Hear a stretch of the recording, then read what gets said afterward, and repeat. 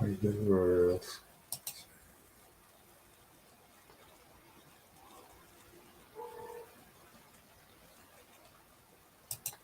I'm showing that fucking freaking thing. That's annoying. It's new.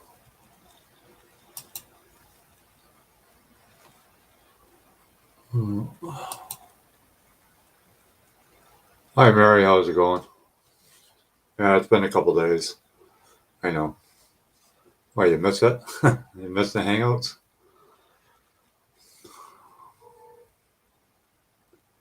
I'm going to start building pretty soon on these Hangouts instead of just talking.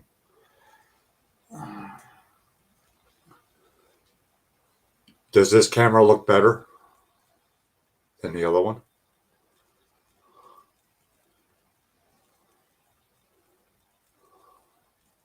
Oh, I'm not doing too bad. I'm fighting the government.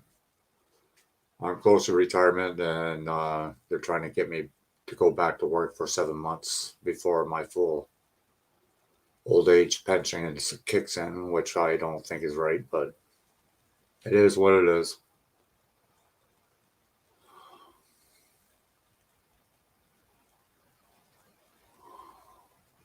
You can see my son still has some of his stuffies, and on the far wall, that's his wall. That's all his shop cards he got from individuals on YouTube. If you're wondering. Hi, Julian. How's it going? How's it going? Yeah, I was going to do a live yesterday, but there were a few other people that were doing live, and I didn't want to interfere with it. So, yeah, I know, Mary, but that is the way things are. You know, they don't care about the people that worked all their life. I've been working since I was 9 years old.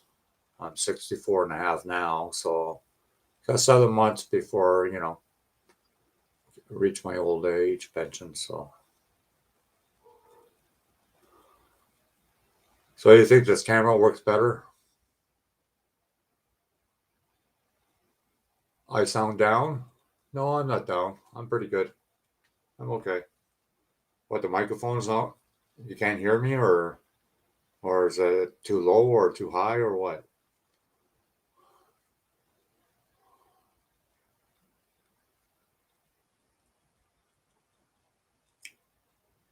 I think this camera works better than the laptop camera, anyways. I don't know what you guys think. You gotta let me know, like you're the ones that are seeing this. I see it from my end, looks pretty good, but from your end, it might be different.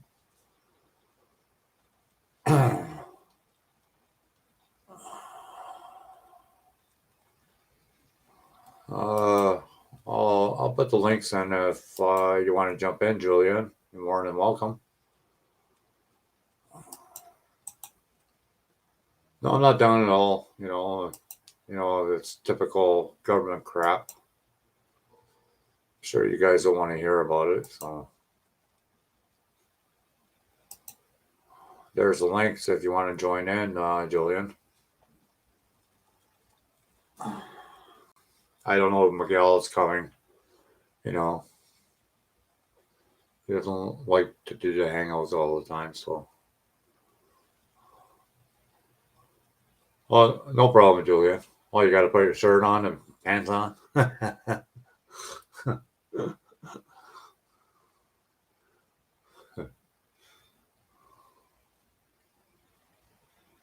Okay, that's good, Mary.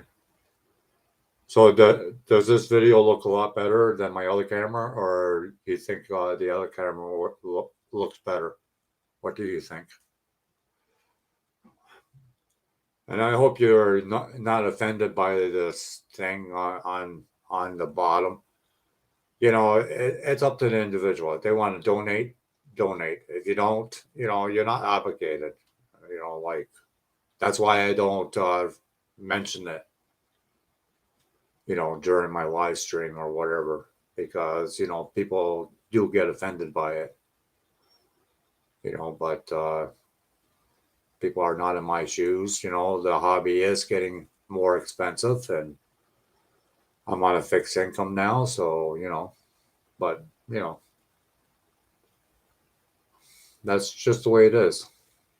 You know, there's people that ask for donations and they don't really need it. They're freaking driving a Harley, or they got a freaking house that's worth freaking a couple $1,000,000 or whatever. Like I don't understand that, but everybody their own, I guess.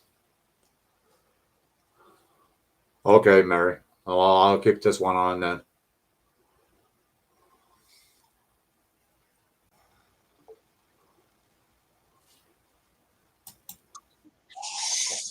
Hi, Julian.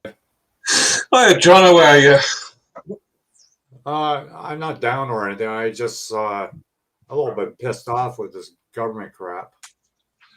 Hang on, I put me. Oh, there they are. I put my glasses down. I forgot where I bloody put them down. There you go. No, I'm dealing with this government crap. I'm 64 and a half, and they're trying to tell me I should go back to work for 7 months to get my old age pension. To get you what? They want me to go back to work for 7 months because in 7 months I'll be 65. They just want you to go back to work, is it? Yeah, they want me to go back to work. I said, I'm not doing that. First of all, you have to have both shots to get a job. I don't have both shots. I choose not to. That's my choice. Well, yeah.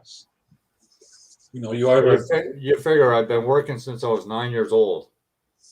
That the government would step in and say, okay, well, you can have your old age pension, 7 months in advance. We'll penalize you 5% or 10%. What's the big deal? But they won't do it.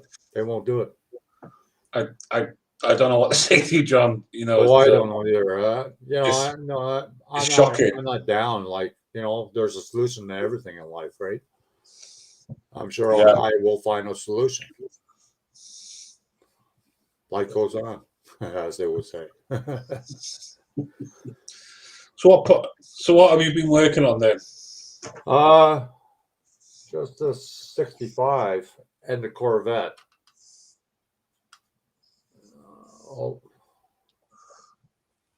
Nice. I got the chassis underneath already, and I don't know if you can see the interior, but it's blue and black. And then I put a silver bead in the inserts. Can you see that? Silver? Yeah. Yeah, that's just a rod, like a plastic rod. I just painted aluminum, and then I just cut my strips and glued it on. But I used this glue here. I gotta remember I'm using a different camera. This glue here, because the other one, the darker green one, it kind of melted the plastic, like the strips, and it would break. And that one I just showed you didn't do that. I'm trying a new glue as well. I've been I do like Tamiya thing, but there's just some stuff it won't stick. So I'll show you now. It's by a company called Rocket. No. Oh yeah.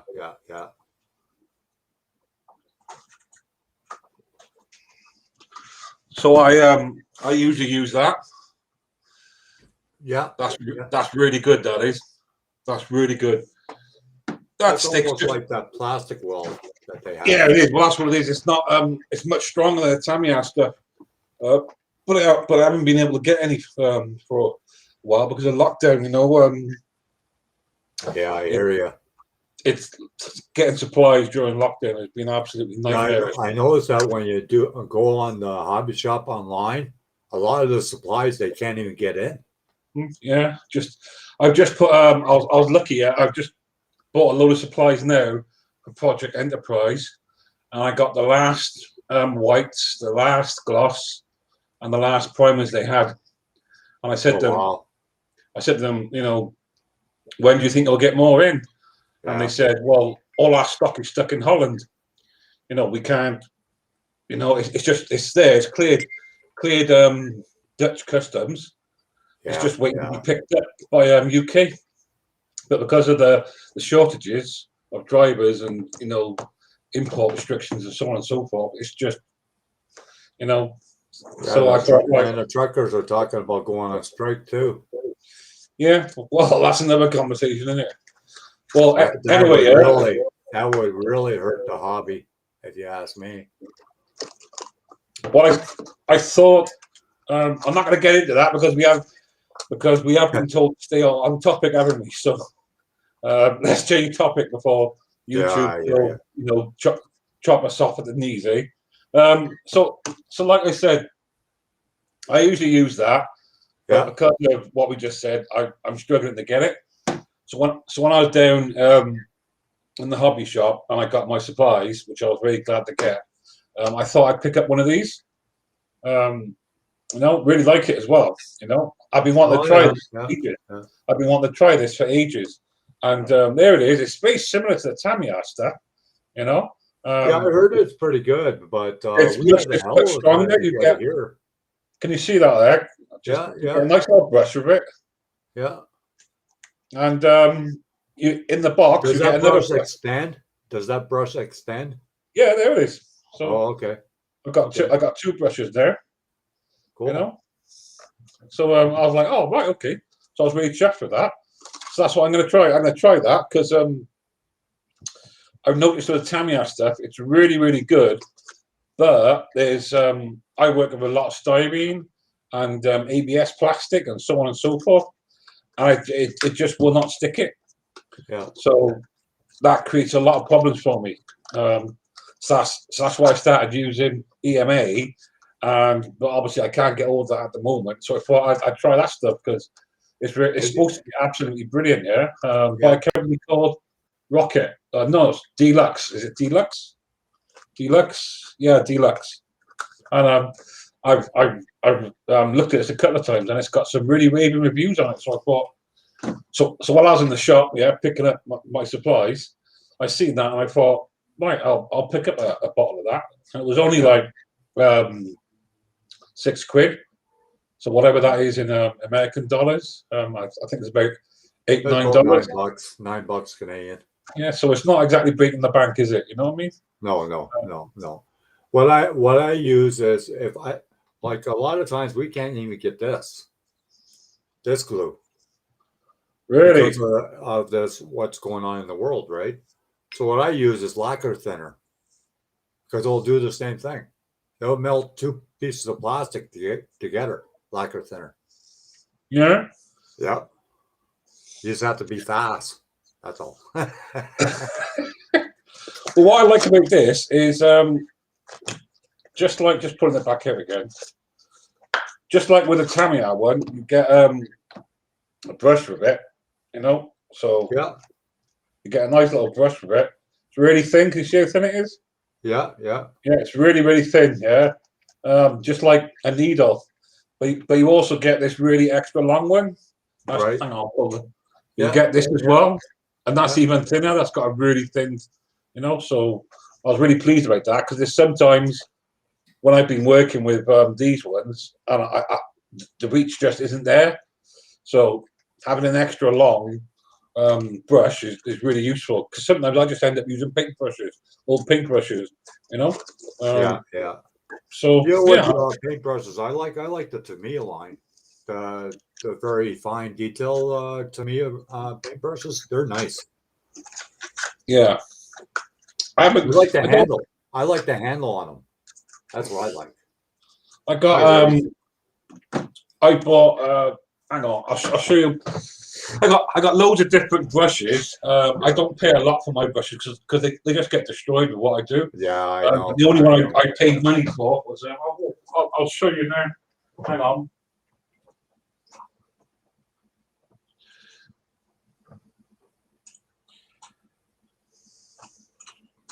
Yeah, that works too, Mary. But the only problem is baking soda makes it hard to sand. That's the problem. What I don't like about baking soda and super glue. Yeah, so that's the brush I usually use. Yeah, yeah, I usually get a pack of 10 of these for about, I don't know, what, $12, $13. I get a pack of 10 of these. right. And well, I'm using chemicals all the time with the glues and crystal clear and many of the other ones, yeah, they just get destroyed. And Right, right. the only brush, I've got a really nice thin-headed detailing brush that's got the, the thick, it's Yeah, got like the hand grip on it, and it's got horsehair on it, so it's really nice, it's really soft. And I paid about, I don't know, about $18 for that. yeah. That, These are the Tamiya brushes. I like, yeah, I don't, yeah, I yeah, like, I nice, like the handle on them. I like the handles on them. yeah, because you can really get a grip on them, can't you? Yeah, yeah. But yeah, so that's really it. I've literally just finished. I buy a lot of those for dry brushing. I buy from the dollar store. That's all I buy. I buy the 10 pack or whatever it is Mhm. for dry brushing because for $1, like if you use it once, hey, you got your money's worth out of it. That's the way I look at it. Yeah, well, I do a lot of dry brushing, inking, highlighting, and shadowing when I do my models, which is what I'm looking Right. forward to getting back to. Especially on Project Joker, because that's going to take up a lot of dry brushing and inking and so on, and shadowing, and Right. looking forward to that. I've just literally finished spraying the plagiary sensor on Project Enterprise. Oh So, yeah, yeah, yeah. but yeah, that's that. And You ever use oils at all? Oil paints at all for shadowing or no, no. weathering? I use the Tamiya stuff. I do. Yeah, yeah. I got the Tamiya inks, Oh yeah, and I yeah. use acrylic paints. Or I might put if I want to really get some nice shadowing, I might put some black on, and then Right. spray a fine coat over it. Or I might use a salt technique to show different textures or something like that. Oh yeah, yeah, Um, yeah. but I don't really use oil paints much, to be honest with you. I actually haven't tried them. I have looked at those little Tubes. cosmetic things a couple of times, Oh yeah, um, yeah, and they look pretty good. yeah. Other than Because that, Gilbert Mondragon, he does a lot of figures, and he uses a lot of the tubes of oil, for doing canvases, and all that stuff. yeah, And it's amazing what he does with it. Because with oils, you can thin it to the consistent that you want. So then it'll be like a wash down on your figures or your spaceship or whatever. yeah. When I do weathering, I usually use a combination of acrylics to dry brush with, Yeah, and Tamiya inks, um, and then just roughing up really with some sandpaper or something. Or I might spray an undercoat, then spray a top coat on top that's really thin, and then sand it so the bottom coat comes through. right. It just really depends. Yeah. When I did well, I'll go and get it for you, and I'll show you. It'll be easy to show you. Yeah, I'll be back now. Hi, Mark. How you doing?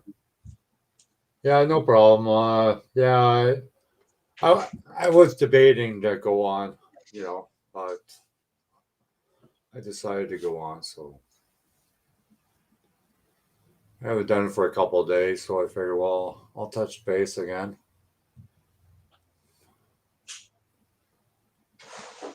No, not too bad, John.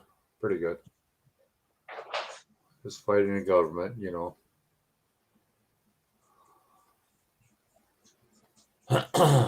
Always something.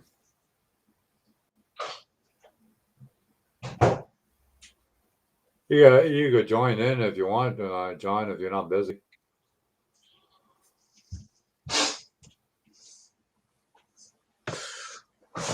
Ah, Oh yeah. right. So if you can see it, Yeah, so yeah, this is a Raider from Star Trek. yeah. This I was know, I from, know, I know. this was from Project Raider. This was and oh, I haven't got a battery in. Hang on, I'll stick a battery in. Get it going. Oh, you're going to the races, hey, Mark? Okay. Have a good day. Where's he going? He's going to the races. The He's in races. he's in New Brunswick.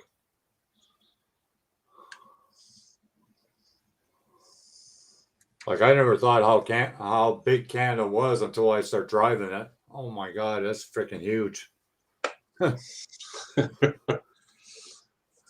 Takes a couple days just to get from one end to the other end, I tell you. So where are you from originally then, John? If you're not Canadian, What's that? where are you from originally then? Oh no, I'm born here. Oh right. I'm born here, but I moved to Holland because my parents were Dutch when I was Right. 15, and I lived there for 3 years. So. There you go. So Marquise Raider, Oh yeah, yeah, yeah. and she does like. Oh cool. So there you go. Yeah, Rick likes lighting up his spaceships too. Oh yeah. Bottom of her as well. And this was Project Raider. This was so. Yeah, you're right there, John. It's big. It's freaking big. Canada's too open. That's the problem.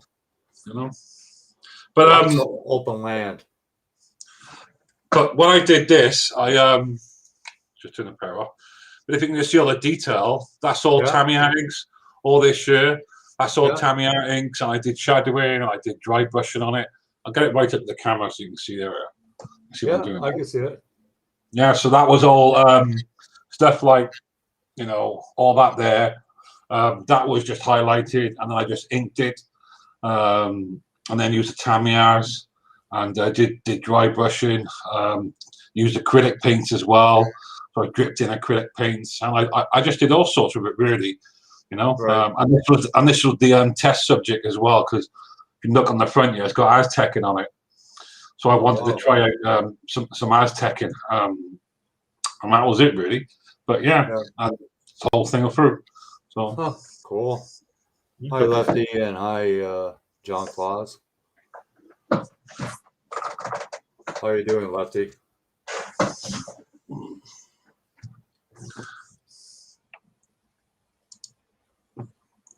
No, I lived in Holland for 3 years. I traveled all through Europe when I was 18.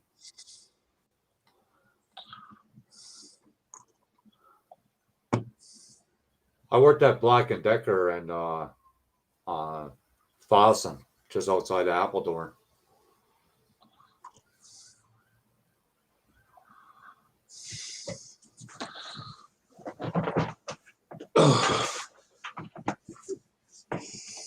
Hi, Dominic. How you doing?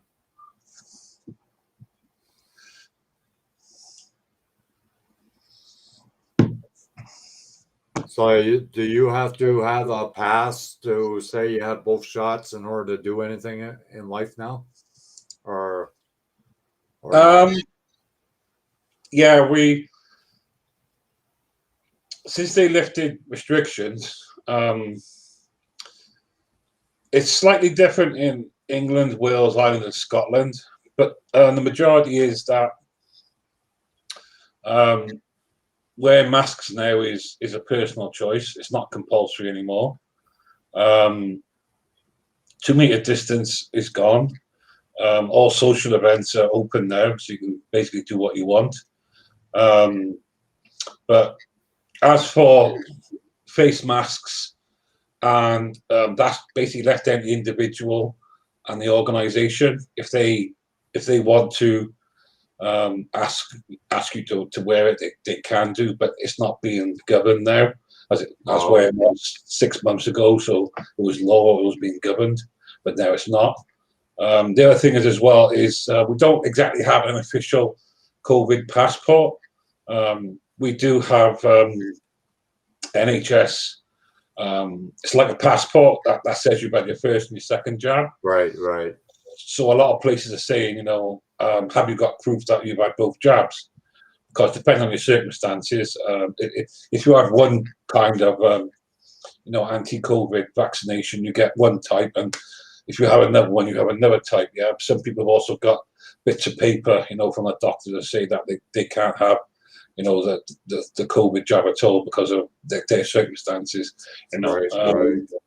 But some places are asking for it, some places aren't, and some places basically, if you haven't been double jabbed, they won't let you in. They'll just say sorry, you're not coming in if you haven't had your jabs. Well, yeah, but the thing is, like a couple of weeks ago, like I don't have the double jab.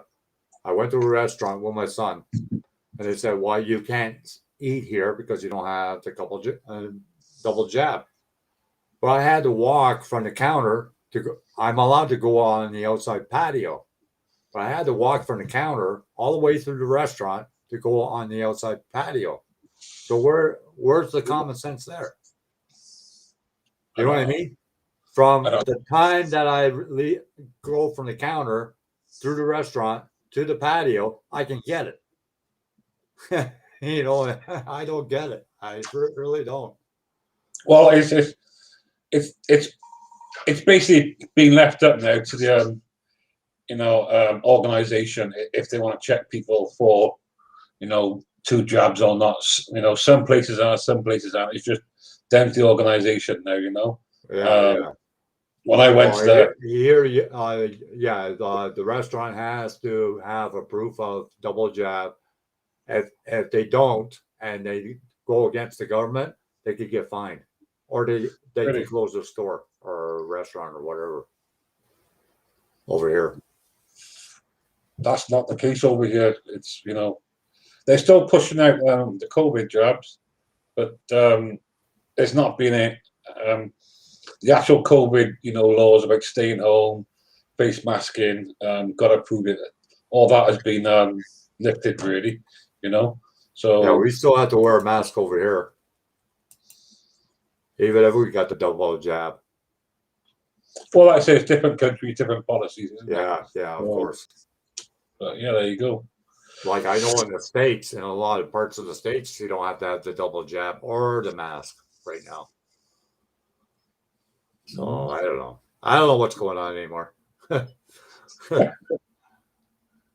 Never get a straight answer, anyways. It doesn't matter who you talk to; they'll all give you a different answer. You know how it is. You know how it is. One hand doesn't know what the other hand is doing. Mm-hmm. Yeah. So, that's the way it is at the moment, Oh yeah, it's going to be a while before it's all situated and whatnot. They said by 2025, that's when it'll be all cleared up. That's quite a hike. That's a long ways away from now. Well, we'll see what happens in it. Oh yeah, like there's nothing you could do about it. It's there. It's there. Like.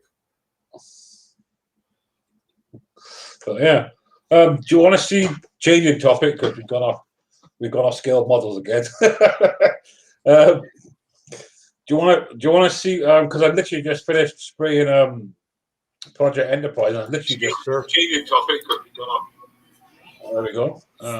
Okay, Steve, you got another channel on your echo. Double channel somewhere. Yeah, you got an echo. Yeah. Hey, it's me. Okay, I turned the volume off. Okay. I'm using my different camera this time. People say it's a better picture than my other one. Well, yeah, it's okay. It looks okay to me. Yeah. Well, I'm using the overhead. I'm not using the laptop camera because I don't know. It goes with the light. I have my laptop one on. That's the only one I have. Yeah. Well, no, I have this other one, but I don't think it works that well. Just a minute. Yeah. What? Huh. I'm on the chat. What? Yeah, you're basically right, Rev. It is a bad cold. That's all it is. It's just a real bad cold. but it affects your whole body. That's the difference. What do you want? But I'm just going to get myself another drink. I'll be back now, all right? Okay. Talking to John Paul now. On the chat.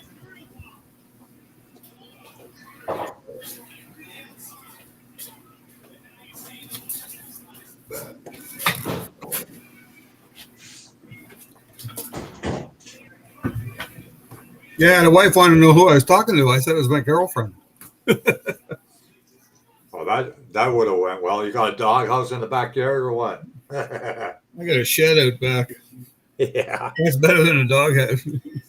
Actually, the chassis fits the 65 pretty good, eh? What's that? The 65 Belvedere. Oh yeah. That's a chassis from the Super Bee. Oh yeah. Well, yeah. Fits like a glove. I didn't have to trim it or nothing. I had to trim a little bit on the interior, but you see the interior a little bit? No, not really, but yeah, I'm See sure the you. silver Oh on yeah. the seats? Yeah, where the wheel wells go. See the silver on the seats? Yeah. I just use real thin plastic for that. The back seat's separate from that, isn't it? Yeah. Yeah. The back seat is in there. Which Belvedere is that? Is that the stock one? Yeah. Yeah. I took and cast the panels for the super stock version. Oh yeah. Yeah. Oh, the engine compartment. No, the interior panels. Oh, and interior panels. Yeah. Yeah. I'm waiting for the interior panels from Ed Flunk for my '68 Cornet. Oh yes. But he is so busy, that guy. Yeah. Well, these guys are mostly just one person casters, and but you know what it's like to do casting yourself. Yeah, he's pretty close to our age, isn't he? Oh, I'd say so. Yes. Well, Didn't his dad do it first, and then yeah, his dad did it, and he did it. I don't know what his age would be. Yeah, his dad is not around anymore. I don't think. No. But yeah, casting isn't.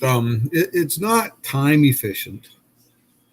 I mean, especially if you're doing a body. I mean, you can only do one body at a time. Yeah. And it's like, you pour the mold and put the second piece on and wait to it to cure. Now, most of that stuff would probably cure in, I'd say, at least an hour. Yeah. So in a night, what would you get? Maybe 4 bodies if you're lucky. Right. So if you're doing it, how many? I was like, I talked to that guy Perry Resin one time, and he said, "Well, it's like this. On Monday, I go to the mailbox, and there's 10 orders in there for like 100 different products. Yeah. And Tuesdays it's the same, and Wednesday it's the same. So unless you got somebody helping you do stuff, it can really catch up to you real fast. Oh yeah. And that's what happens to some of these casters. I mean, they're only one-man persons, and they only can cast so much. Yeah. Before you know it, if their work is real good, well, they get behind. Yeah, I got a letter from an email from Great Hobbies. Oh, yeah. And they asked me if I used the resin yet. I said, well, I tried. They said, did you have any problems with it? I said, well, what do you mean? He said, well, it's been sitting on the shelf for so many years. Oh, jeez. So, well, why did you just send it to me then? Yeah, exactly. Well, the tires turned like crap. Yeah. They were just a gel. Yeah, that gel sounds like it didn't harden. Together. What's that? No, it didn't. Sounds like it didn't harden. No, the hardener was gone. The hardener was no good. Well, that's possible, yeah. So they're sending me my funds back. I said, well, I'm not going to use them again anyways. I'll try that smooth on the next time. Smooth on. I found like smooth on, like I did those other tires, right? Oh, cool, Mary. Huh. You're going to make a slot car like your hubby, eh? Huh. No, they're just sending me the money back, John. I was a little pissed because I promised somebody a couple of the tires, and then now I can't promise the person. So Yeah. Well, see now here's the one I did with the smooth on. Now, if you can see like a shiny spot on the tire, yeah, yeah, I think it's down, yeah, like right near the bottom. yeah, yeah. If I can get the freaking thing to give you that, like right along the bottom, like along, Yeah, I see it. Yeah. yeah, right along there. Well, that hasn't dried 100%, and it won't dry anymore because the mixture wasn't completely mixed. You know. Right, right. And even after sanding it, putting primer on it, and then putting the flat black paint on it, it's still Right. visible. You know, so there's not a lot you can do in that case. I could put probably another coat or two of flat black on it, but that's still going to be there. But I'm not caring about that because that's going with that Mr. Gasser car. Oh yeah, yeah, So yeah. it's just a character thing anyway. So Right, it right. doesn't really bother me that much. I'll take some cotton batting and stuff in around there and won't even be Yeah, noticed. yeah. That's what I hope to do anyway. Another one of my great projects I hope to get done. Yeah. We all do. I found I spend way too much time looking at stuff on the internet.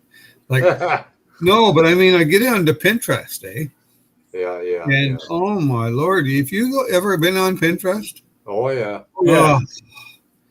You just all of a sudden, you can spend all day on Pinterest. well, that's what happens to me, and I start saving pictures and putting them in this file, and all of a sudden it's like, why am I saving this stuff? I can get it almost any time. Yeah. Yeah. I used to have an account on there, but I got rid of it because I just wasn't getting the desired effect I wanted.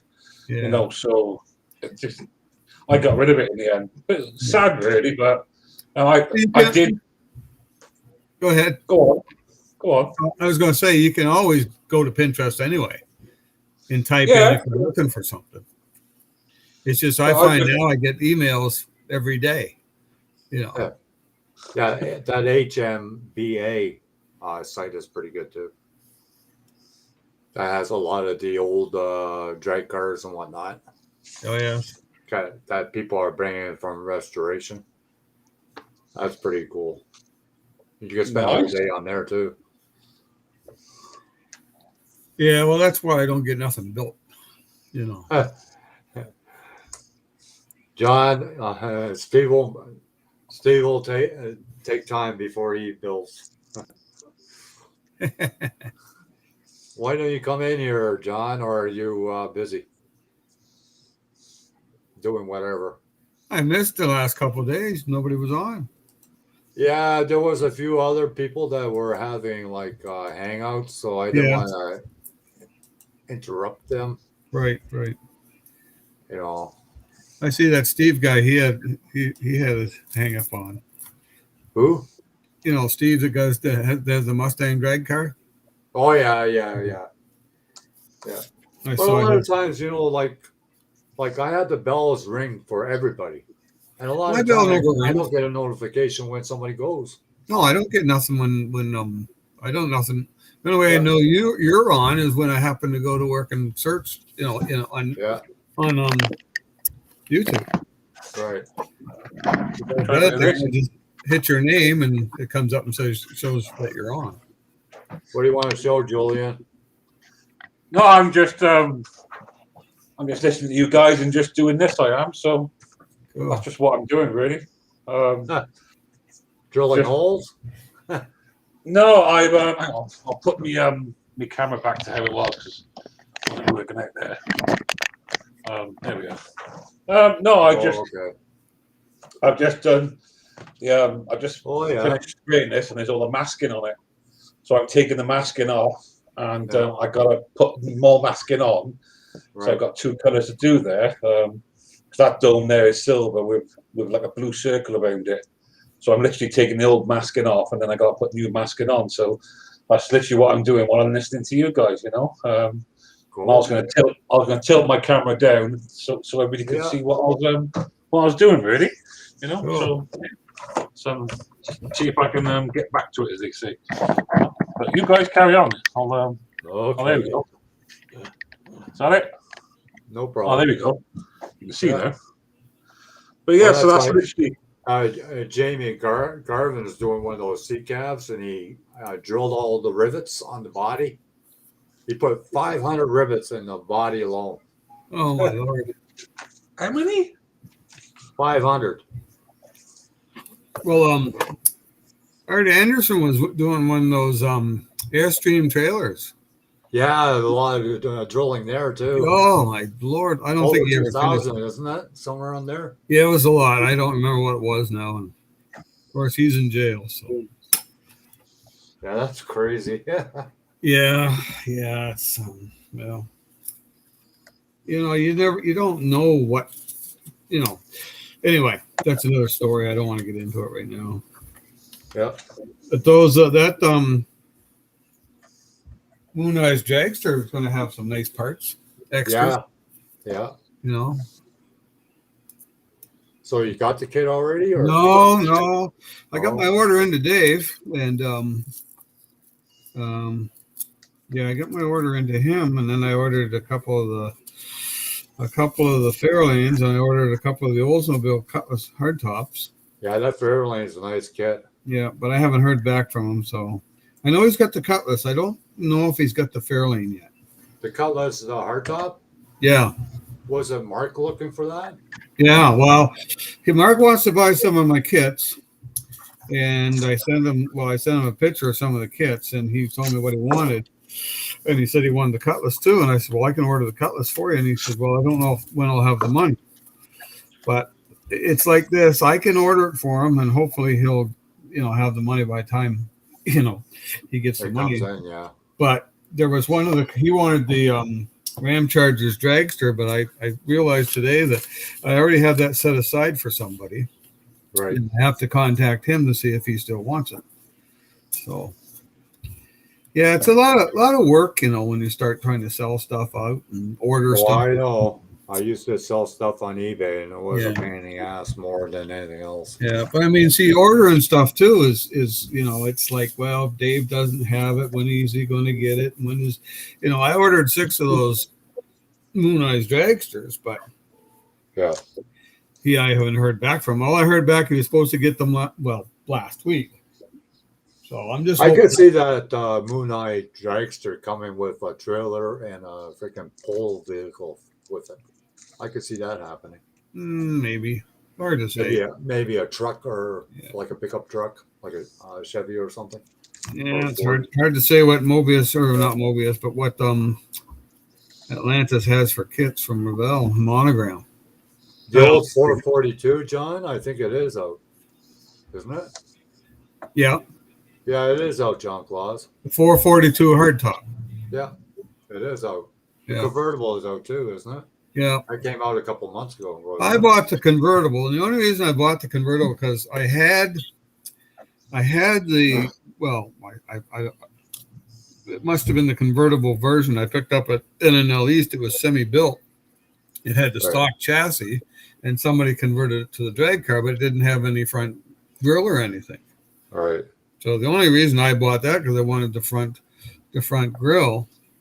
And then after I got looking at the one I got, I said, I think I have the parts for that kicking in the, in my parts bin. Right. Anyways, I'll sell it probably eventually. Yeah. Take the parts I want out of it, maybe, and sell it. Right. I mean, I like to buy stuff. Like if you had the parts, I'd rather get the parts from you or something money like that. But there was a time we all used to do is pay it forward on Spotlight Hobbies.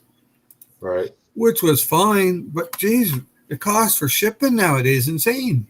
Yeah, it is. If you send anything to somebody, you're looking at a minimum of probably $15 to go across the states now. Yeah. So I mean, I'm going to send you the parts, but it's going to cost me like $22 to mail it to you.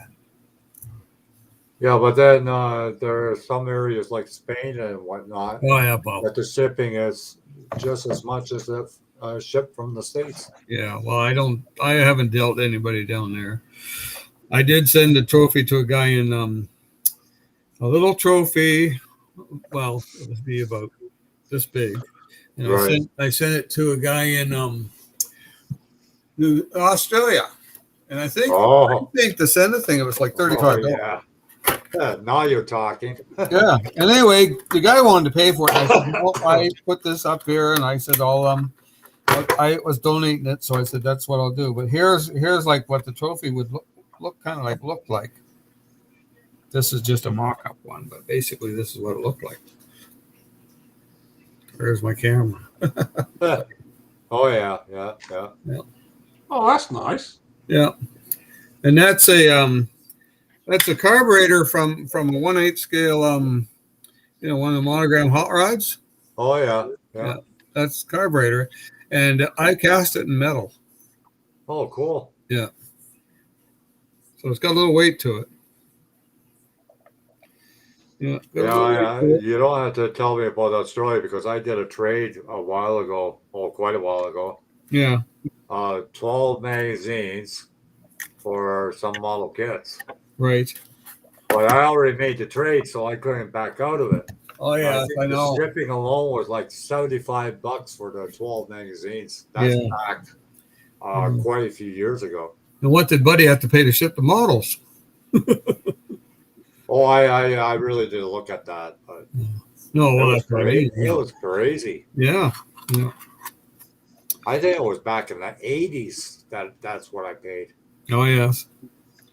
Well, I hate to see how much it costs now. Yeah. Probably double that. Yeah, it's funny. I ordered a kit it came from England, and they charged me $5 for shipping. Yeah, I don't know. And I thought, well, okay, $5 for shipping. Well, how do they figure that out? Yeah. And it was $60 Canadian. That's what the price worked out for, plus the $5 for the shipping. Crazy. Now, granted, it took me about a month or more to get it, but still, that's cheap for sure. Yeah. Yeah, I don't get it either. The shipping charges all around in the world is all different. That's for sure. Yeah, well, it's not going to get any better. That's another. Oh no. It's our like wages will stay down here, and everything else will go above it. Well, there's not much anybody can do about all this crap. No, it's all you can really do is write it out and basically hope you can survive. Yeah.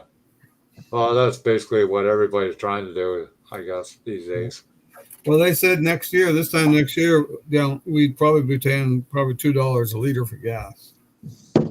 Huh. So, well, we're close to that now, Steve. Here. Yeah, I paid $1.40 something, 42 or 43 for $1.65 here. $1.65, yeah. Alberta is probably a bit more. So I mean,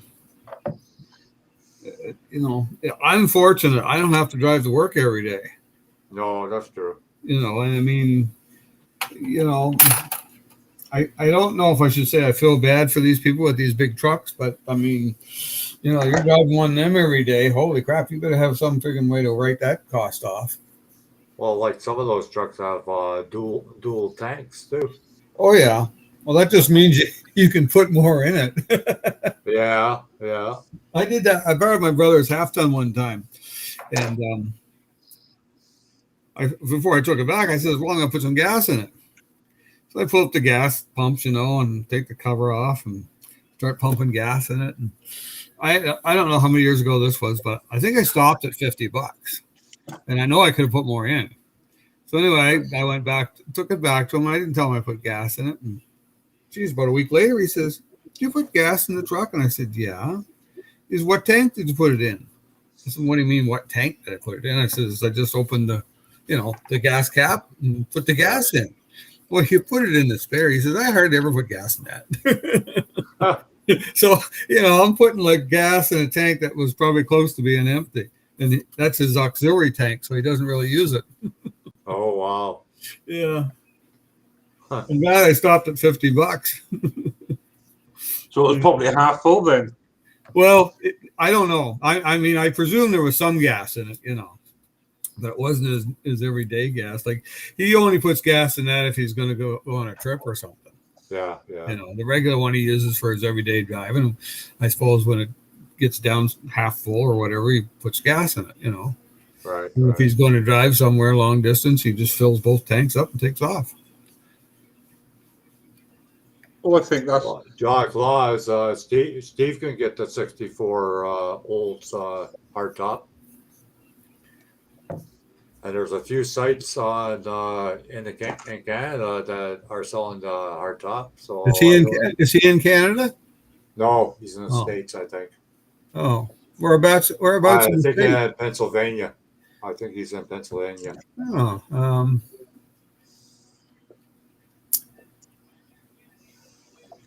That's what I think, anyways. just a second now. But he's saying model Roundup doesn't have it yet. Well, yeah. Well, model Roundup doesn't get everything all the time. Well, I mean, it's hard to say when they get the stuff. I know Dave sent an email to me and said that he had it in stock. So. New kit. Now, we were just talking about that, Mark.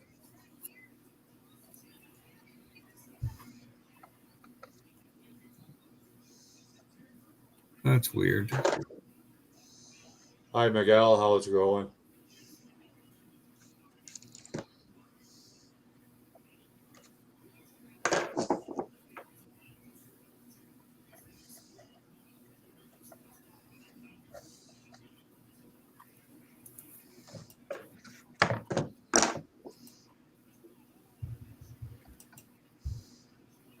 Spotlight probably has it. No, that don't show it. They show the convertible. Huh. That's weird, eh? Yeah, it's usually the States get it before we do. You know what I mean? Yeah, I don't know if Scott has it. Anyway, that's what David told me. Yeah. He had it. Yeah, because I see it on Great Hobbies and Skyward Hobbies. They have it. And that's up there. Yeah, I don't know how that all works. And Hobby Sense. Hobby Sense is in Ottawa, I think, or Montreal. Right. That's a store I buy the odd time. Not very often. Because they only sell models. They don't sell like any supplies or anything like that. So. Right. They don't sell no paint, no glue, no brushes, no nothing. No. Just a distributor then. Yeah. Well, that's like Dave. He does sell decals, but he doesn't really sell them online, more or less. Well, somewhere don't have it yet. Okay, Mark. Well, Steve is getting them in, Mark. Well, Dave told me he had them, so yeah. Anyway, I don't know. It's strange sometimes. Yeah, you were saying he's hard to deal with sometimes. Yeah, well, I sent him 2 messages yesterday and 1 today, and never heard anything back from him. Yeah. Like a lot of times he'll message me back and say, like the Forge, he'd message me back and say, well, I don't have those Galaxies yet, or the Fairlanes yet. They won't be until whenever. Yeah, I got to build one of those Mobius trucks one day. Oh yeah, you need one of those. Even if I you got just a couple from you. I got a couple from you. Oh, did you? Good. Yeah. I think I got 4. They're nice kits. I haven't built one yet. I've messed around with 2 of them. Yeah. I normally do, but I wasn't overly impressed the fact that they didn't have any front cab mounts. And I didn't think the cab mounts would be that difficult till I started online and started to look at how they were actually designed. Yeah. They got all angles and whatnot. Yeah. Now the one Miguel did is really, very close to, what it should look like. So he sent me the drawing of it, and I kind of looked at it. I couldn't really figure out how to do anything with it, but I got to get back to him, and if I can get him to make me 1 or 2 of them, right? I can fit it in and see what I have to add to it. Right. If I have to add anything to it, I can do it in plastic, and then I'll try to cast them. Right. Because once I get an original that's good, that's a good fit, it'll mold it. Like it's almost, when you look at the design of it, it's almost like if you took the front and the top and you opened them up, it's almost like a pie wedge fitting, you know? Right. The back ends are wider and it narrows down to the front. So it would work. I think it would work really good.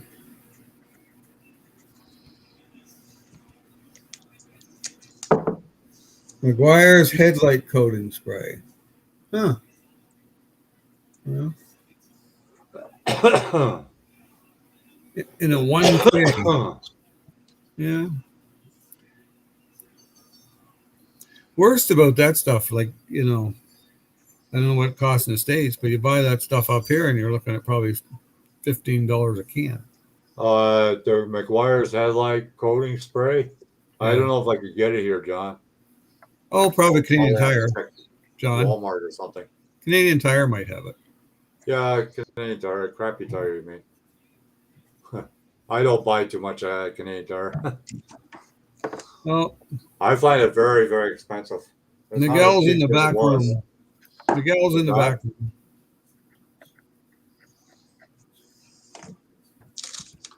Mopar says it's $10 there, so it's probably 18 up here. Yeah, probably. See that now? $10, you know, if you buy it for $10 and it doesn't work, well, you're not really out that much, $10. No. But if you're getting $18 here and you look at the tax, you're up to $20. Yeah. You know, and that's if it works, great. But if it doesn't work, well, you know, you're shit out of luck, $20, unless you can use it on your headlights. Yeah, that's true. I don't have a car, so headlights are out of the question. Yeah. Blue Streak Custom says Canada Hobbies has 8 of them. He ordered one for $44. Yeah. I just cringe when I look at that price. You know. But I hope I get those Moonrise dragsters. That's all. Yeah, but what wasn't it cheaper from you, Steve, to get the 64? I can't tell you what I sold the convertible for. I might have it written down here. My pile of paperwork. I get paperwork for all the sales I do in that, you know, and just in case somebody asks me what the price of the kit is, I can go back and look. Yeah, yeah. But you know. Okay.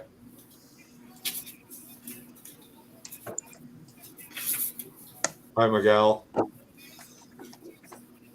Hi, Miguel. Must be muted. What's up, guys? How's it going? Yeah, I was muted because I have conversation going in the background here. Oh, no problem. No problem. No worries. How's everybody doing? I'm doing well, thanks. How are you? I'm fine. I am. As you can see, I'm getting stuck into Project Enterprise here in a big way. So you send that stuff already, Miguel, or no? Oh, no. Shit, I forgot. No problem. I'll have to do it in the morning. You sound like you got a cold. Yeah, a little bit. Yeah. Is that the big motor you're working on? Yeah. So 116 scale or 112? Oh, no, not that big one. No, this is just this is for my Chevy truck. But that would be nice for a street ride, you know that? Yeah.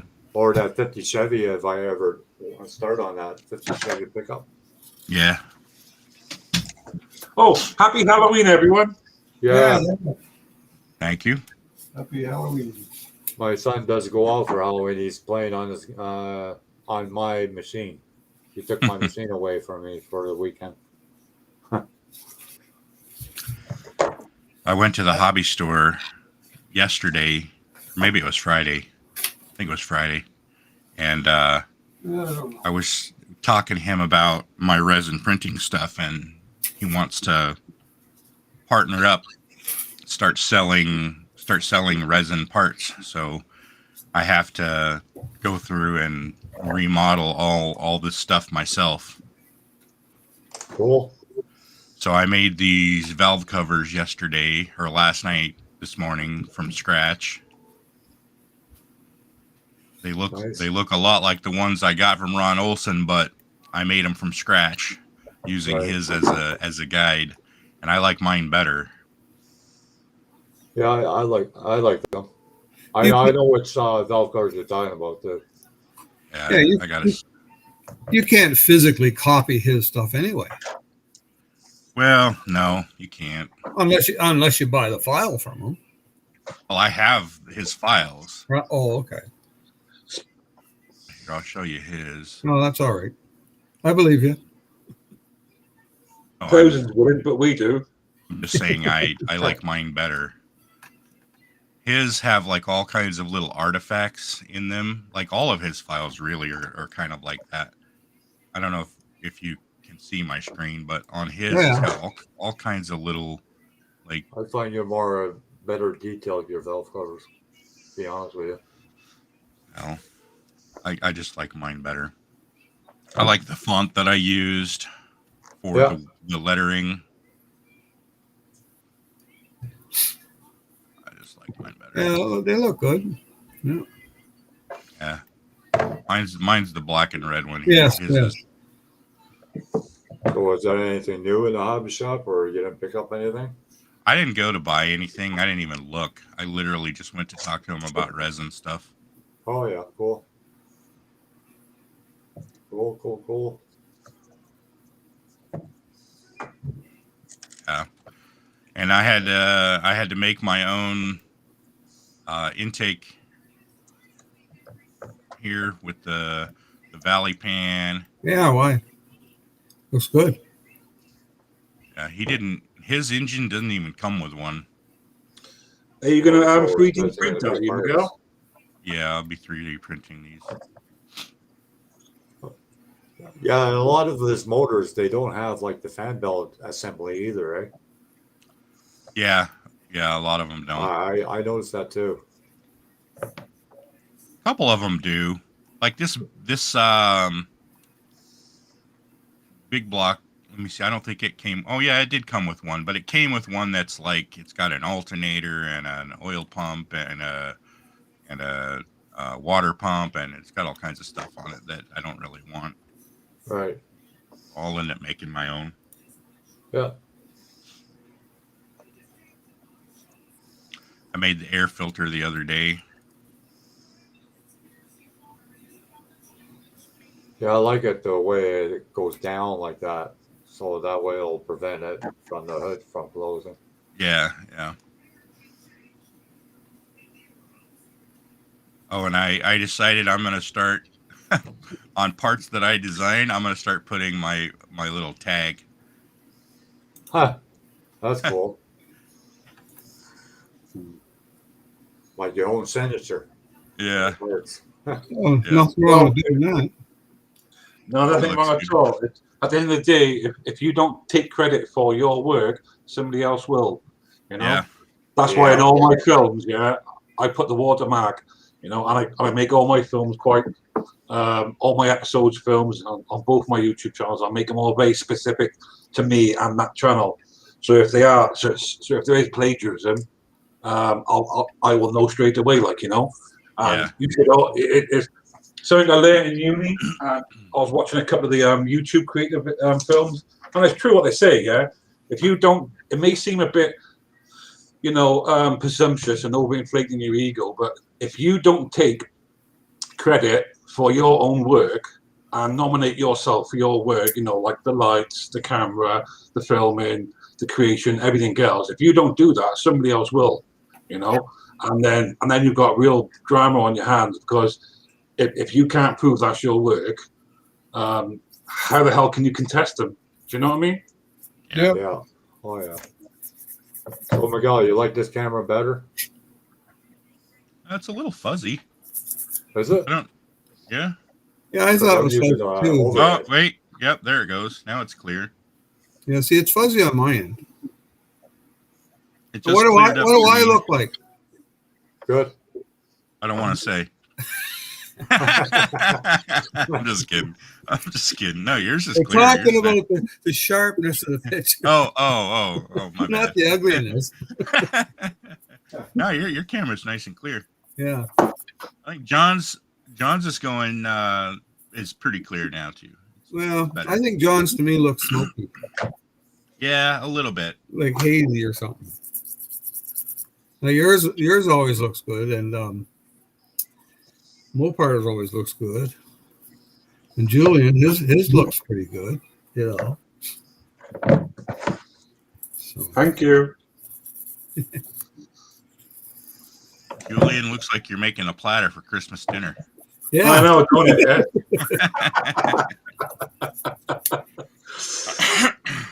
Actually, yeah, this is not Project Enterprise. Yeah, this is, this is my buffet table. Yeah, that all my delicious goodies are going to go up for Halloween time. It's a cookie tray. Yay! Trick or treat. Would you like some sweets?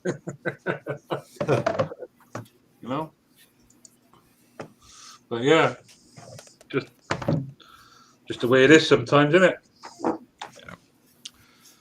So yeah, he thinks we can sell these engines for $20. yeah. And then I'm gonna subtract the cost that what it costs me to make them, materials and stuff like sure. that, and then we're gonna split the difference. So I figure I can make probably $7 or $8 an engine. Yeah. Are we talking, Miguel? Are we talking resin 3D engines now? Yes. Right. Okay. And I can probably make, I don't know, 30 or 40 of these a bottle. I'm just guessing. I don't know for sure. I haven't tried yet, but Oh, you're gonna clean the cock of Iceman. He's gonna love you. was Iceman looking stuff sucks. I was looking at his stuff on eBay, and it just doesn't look great. I mean, it's very, very gritty. Do me a It favor, looks- Deborah. looks like he's using like older printers that don't do very well. Yeah. Oh, Deborah. Oh yeah, his work is not Oh, compared you to must yours. have done did you? It's nothing compared to yours. Well, I'm sure I turned it No off way. last night. I know, right? Yeah. Because I bought a couple motors from him on mine. No thanks. But yeah, I mean, I figure I can make like $200 to $300 per bottle of resin, and it's only going to cost me like $40. So Oh, that's cool. he wants to do some pre-assembled, some where you have to put them together, because a lot of people don't want to paint them pre-assembled kind of thing, Right. which I understand. And he wants me to make like a back half, like a lot of people will take like the old Pro Street Nova or the Pro Street Dodge, what is it, Super B or whatever, Yeah. and they'll use the chassis for their builds. Well, he wants to do like from the wheel tubs back, like a kit set, so you can buy. It'll have from the wheel tubs back. It'll have like the axles and all the 4-link parts, and then you can use it in whatever kit you want. Right. Yeah. Huh. That's a good idea. Yeah. He So said a it'd lot of be people. like a resin kit, but you got to put it all together yourself. Yeah. Yeah. He said he likes or a lot of people like the Nova kits to do Pro Streets, but they don't like the chassis on it because it doesn't sit low enough. It doesn't. It doesn't. You can't get it to sit low enough, so he wants to tweak that a little bit. Yeah, because you only could use the slicks that are in the kit. You can't use the bigger slicks. because it won't fit. Oh, it'll fit, but it'll sit really bad. Yeah. The right height wouldn't sit really nice. Right. So I don't know. I got one of those kits downstairs. I'll crack it open and I'll start, taking measurements and Yeah.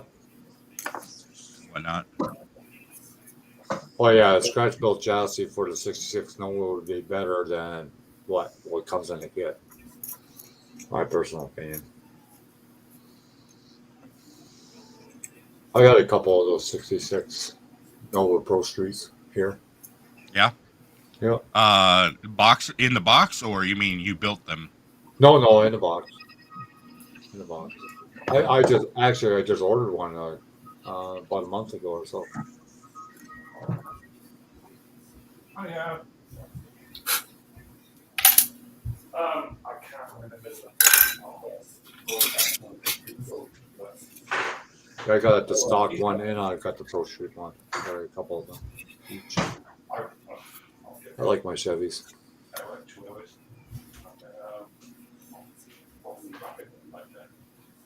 I counted how many Vega kits I got. I got 26 altogether. I haven't built one yet. Yeah, I have the USA one. That's the one. I appreciate the offer, but I got invited to a YouTube hangout, so that's what I'm doing now. I'll catch you again. Yeah, that old Pro Nova, John Claus. That are you talking about the one with the separate fenders? That was not a great kit. I think I know which one you're talking about. Not a very well detailed kit either. What's wrong with that kit? Well, because the fenders were separate, Yes. and the window frame where the chrome goes. If you look at the fenders, the majority of the fenders doesn't have that groove where the rest of the window frame is. I think I went through 10 boxes and I found one that had that groove for the window frame. Oh.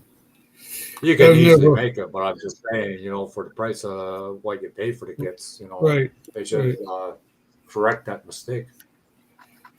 I've never built one, so. Yeah, I built quite a few.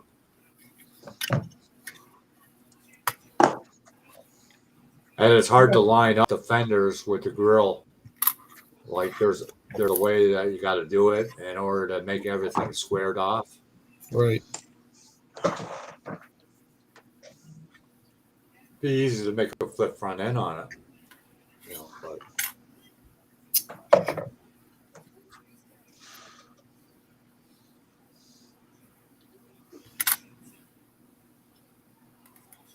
it was hard to tell what year it was too, because it says 72 on the box, but it looks almost like a 68, not a 72. So yeah, I don't really know.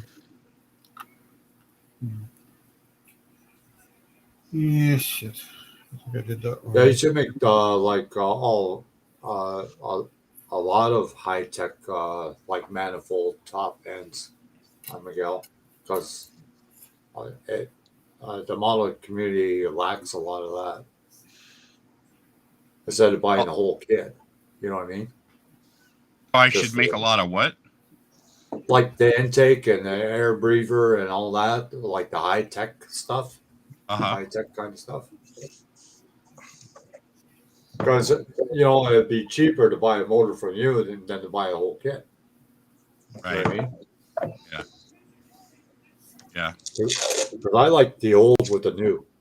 Like take a 68 Barracuda and put all new like drivetrain and new motor in it and maybe a new interior in it. Give it a life, better life. Right. Like a Pro Mod. Pro Touring or whatever you want to call Pro Touring. Yeah. Pro Mods, they change all the time. Yeah, they all change. Yeah, every year they change Pro Mods. They change their safety regulations. All sorts I don't pay any attention to that anymore. Only watch it.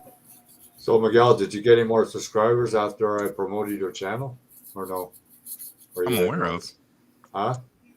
Not that I'm aware of. I haven't received any emails saying so. I Oh, haven't checked though. because whenever I promote, it sends you, tells you that I did. No, it doesn't Oh, say wow. anything about it. Let me check. Let me check my channel. We'll have to look into it. Yeah, be in your Gmail, I think. Well, I get emails that say so and so subscribe to your channel, and I haven't received one of those in like a week. Oh, I'm at 251, so in the last month I've gotten like 6 subs, right. something like that. I think I was at 245 last time I checked. Oh, okay. So yeah, it's climbing. Yeah.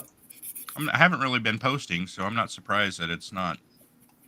Oh, there's some people that haven't been on YouTube for quite a while and they still get subscribers. Yeah. I was on there the other day. I don't remember if I subscribed or not. I can't You remember. dirty rat. Frank was live last night. Who? Frank,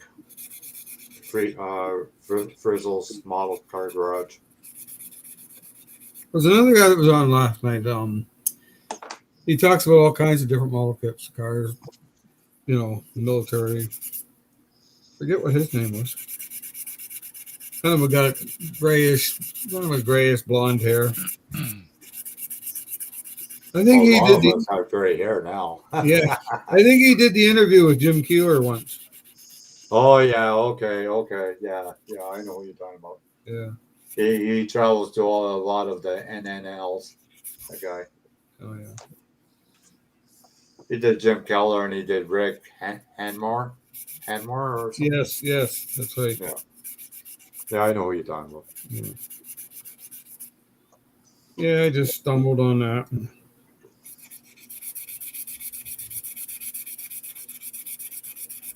What you working on, Steve? Well, I'm working on a 1910 Ford Model T, 1/16 scale. But it's supposed to end up looking like a racer, like the Model T racers Oh yeah. back then. Something Yeah, like the Switch John racer. Claus that Copa is way better than the old Pro Nova. Way better. Which one is? The Copo. COPO Nova. Oh, well, that's made by Revell. Yeah. Yeah. That was a nice kit because I did Bill Jenkins 68 Nova with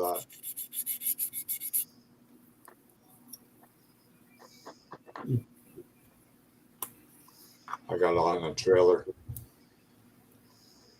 Oh, where was that now? Just see if I can find it.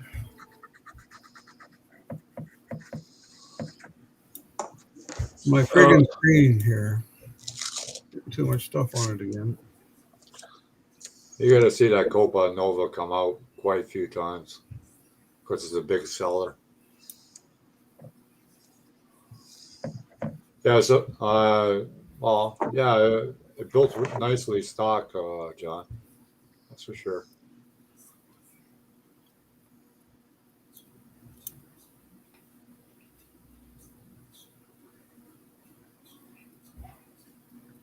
Yeah, that's funny.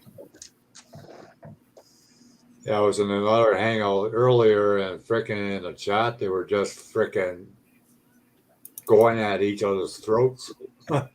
So I left that place pretty fast. What were they having a go at, John? They were, judging each other, and they don't know each other from Adam. Kills me. Whose hangout was that? Some Careful Philippines people, and there's a guy. He's from he names himself Tabon. He has 8 or 9 wives and all this stuff. And they were just constantly on his case about his 9 wives, and he's still looking for more. Damn.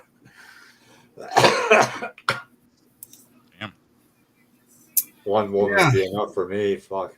I have a hard time Try to handling handle one. 9? No freaking way. I would forget their names after a while and be calling them something else while I'm sleeping with them. Yeah. I did that one time. Oh no. Well, it was kind of like after me and this one had split Yeah, up. that's the one I had, John Claus. Like Yeah, after this one and I had split up, well, I don't know, 3-4 days later, I hooked up with some other one. So my I'm mind, gonna I've done that at a party. I'm gonna No, step I- away to heat one up my girl coffee. slept I'll with be right that back, one. guys. I'll be right back. I'm gonna go heat up my Okay. coffee. Okay. No worries, Miguel. it's funny, I can't find that now. Oh, not 69 wives. I didn't say that. I said 8 or 9 wives, not 69. We're, I thought you said take 8 or the 9's too many. take the fluffies out of your ears, John. Then you'll hear. Yeah, the problem is I'll find something on Pinterest or something, and I'll put a folder on my laptop, on the desktop, and next thing I got all these things on the desktop. Yeah. Yeah. Yeah, I was checking biography of Billy the Kid. I didn't know they were freaking gangsters before they that? became drag racers. Who's that? Billy the Kid, Oh, I don't the know. guy that drove for Billy the Kid.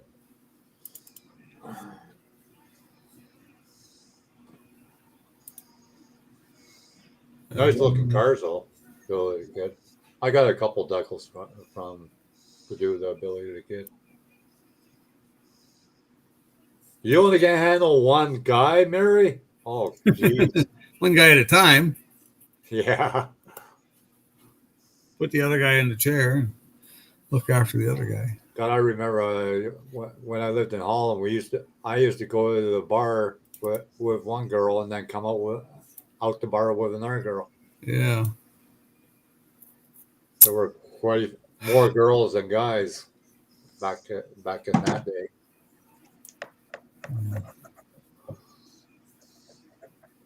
I don't know why I've saved all these Pinterest things. Jeez, I gotta Mary, I don't think I'll get myself attached to anybody. I'll just get myself a dog. get careful. That way you can call them any name in the book as long as you got food in your hands. They'll answer to anything. A dog. I almost got myself a husky, but then I thought to myself, holy shit, I'm going to have to move myself out. The husky would take over the place. Oh yes, they would. They're pretty. They're active dogs. They're big, man. Oh yeah, but I mean they're active too, eh? Yeah. You got to really take them outside, especially in the wintertime. Oh yeah. Yeah, they're not. They like they're to not, run. they're not a laptop dog. Oh, I'm not going to get one of those like it looks like a freaking fur ball. It's only about this big. No freaking way. You need a cat, I John. might accidentally step on the stupid thing. You just get a cat. And the type of dog my son has, no thanks. Jack Russell, no thanks. Yeah. So what sort of dog would you have, John? I don't know. Maybe a stuffed dog. Don't have to Could always feed have a it. cat. Don't have to feed it. I don't know yet. I have no idea. Maybe I would like to get maybe a Benji, like from the TV series. That type of dog. I don't A what? What dog? know. Like a Benji. From that movie. Benji. That type of dog. I'll tell you what you could get, John. You could What's get that? a pet rock. Yeah, that rock, yeah. Pet rock, yeah. Yeah. He thinks I'm joking, yeah. I've seen those. Some of the places I go to on my history and culture guys, they got all sorts of stores, and you can buy a pet rock, pet feather. Oh yeah, I know. I know what you're pet talking shoe, about, yeah. and people draw faces on them, and they got them in cages. And it's just, hey, if if it works for you, go for it. Like, you know, there's nothing wrong with it, is there? Like, you know, but it's very popular. Pet rocks. Yeah, I heard about that. Yeah. Well, you know, the grandkids one year, they one of them got one of this some kind of weird thing. I don't know what it was, but he had to look after it. He had to pretend he was feeding it, and he had to pretend he put it to bed and all this. And if you didn't look after it, the thing would actually start crying and making all these weird noises. Oh, Tamagotchi. I don't know what it was. I have no idea. What? A Furby. Deborah says it was a Furby. Whatever the hell that was. Anyway. Like a ferret? No, it was just a toy. It's a Toy. Oh, okay. Yeah, it's an electronic toy. It is. Yeah. That's interactive. Oh yeah, they have a dog like that too. That you can train it. Yeah. Anyway, his parents had to hide it. It was driving them crazy. Yeah, I bet. Yeah. That's like when my son was growing up. I bought him all these battery operated toys, like a fire truck and all that shit. Yes. But I made sure that the fire truck went to his place. So I didn't have to listen to those sounds.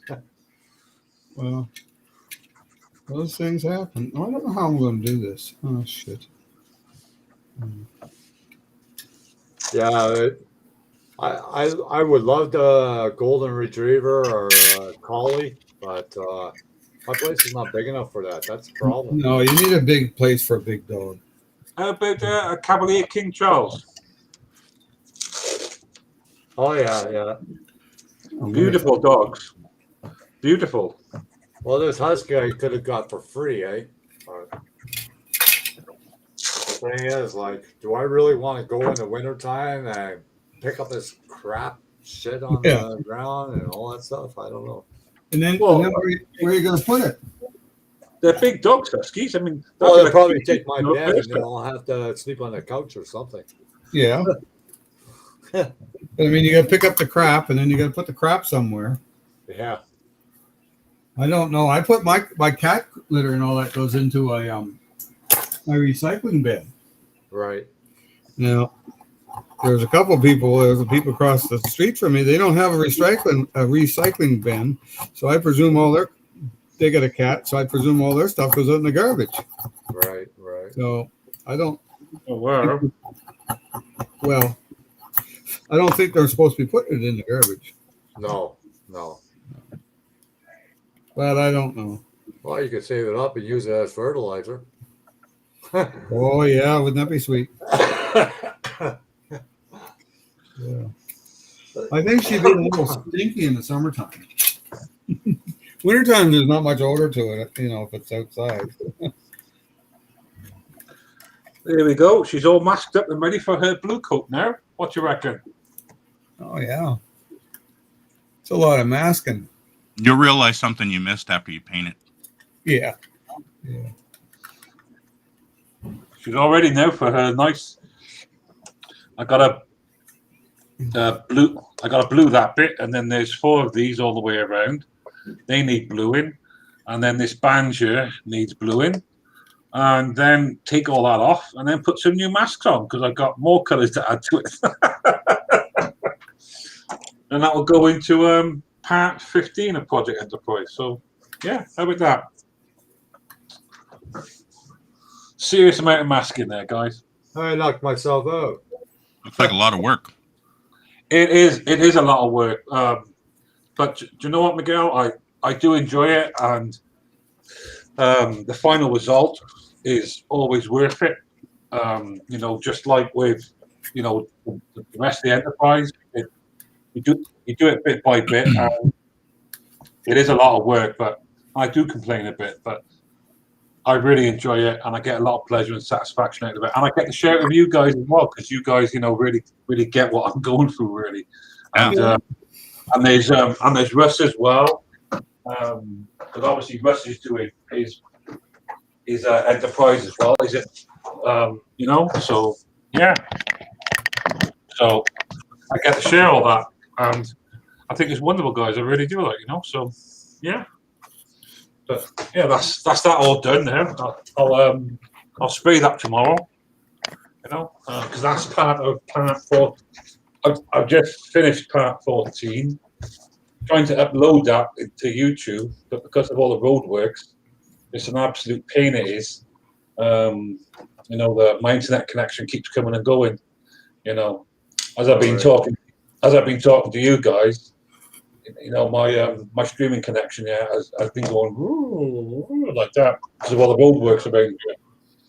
So I'm hoping to upload part 14 this week. I wanted to get it done last week, but it just wasn't possible. So I'm hoping to get that done this week, ready for next week, and I'm literally in the middle of doing part 15. So yeah. But, well, how many steps are to that ship, anyways? I don't know. I reckon there'll be about 30. Wow. So it's the Enterprise is a huge project. It's why I see so many people abandon it. There was one guy I was following, and he no names mentioned because I don't like that, but he was doing in the cells, and there was another guy that was doing the hull, and he did the pylons, and they just abandoned it. Just stopped doing the project, because of all the. They were doing the same thing as me. They were doing the lights and the paint and the detail and the Aztecing, and it was just too much for them. They were just overwhelmed with it, and they just gave up in the end. When you throw in as well the kit doesn't fit together properly, it can really wind you up. It can really annoy you a lot. Yeah. So I do understand, but if I'm honest, there'll probably be about 30 or 40 parts to it. Simple, long live Bacardi and Coke me. That's all I can say. That's all I can say, guys. But yeah, you have a good night too, Mary. But in all honesty, I love doing it. I enjoy doing it. I get a lot of pleasure from it, and I get to share it with my subscribers and my audience, and obviously you guys as well. I don't think without that community support and help. Okay, Rusty. Later. I don't think I could have gotten as far as I have really. So yeah, thank you to everyone. Yeah. Well, that's what it is. You're supposed to enjoy your hobby. Yeah. Oh, I forgot to say. I've started. I made a new playlist, and I've started sharing these on my channel, John, as well. Okay. Okay. Yeah. So yeah. Cool. Yeah, I made a new playlist on my channel too. Yeah. That way, if people go to my channel, they have an easier way of finding certain things. Uh-huh. Oh yeah, absolutely. Especially the how-tos. I have that in a special folder so everybody can access it. Hi, Big Chief. Thanks for coming. He's in Texas. He's in Texas. Yeah. Yeah, Adrian, he likes what we do too, eh? The one that was in Hangout the last time. Oh, yes. He really likes the builds that we do and everything else. He says he built it when he was younger and he might get back into it. He doesn't know yet. Cool. So it opens more doors, for more people to get back into the hobby. Well, yeah. I think there's a lot more people getting into the hobby now because of this. Oh yeah. Because of the situation going on. Yeah. The only thing is, I'm sure they're shocked when they start looking at the prices. Oh yeah. It's like, geez, when I bought a kit, it was like $5.99, and now it's $44. What happened? Yeah. Inflation. Just be back there, guys. Yeah. That's kind of. That's like when I started. I think the very first model kit my dad bought me was like 50 cents. Yeah. And that was a James Bond car. You're now dating yourself. The same model kit is over $1,000.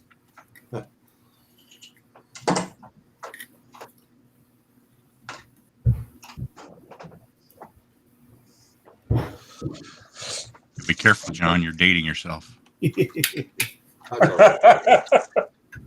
That's all right. I'm proud of my age.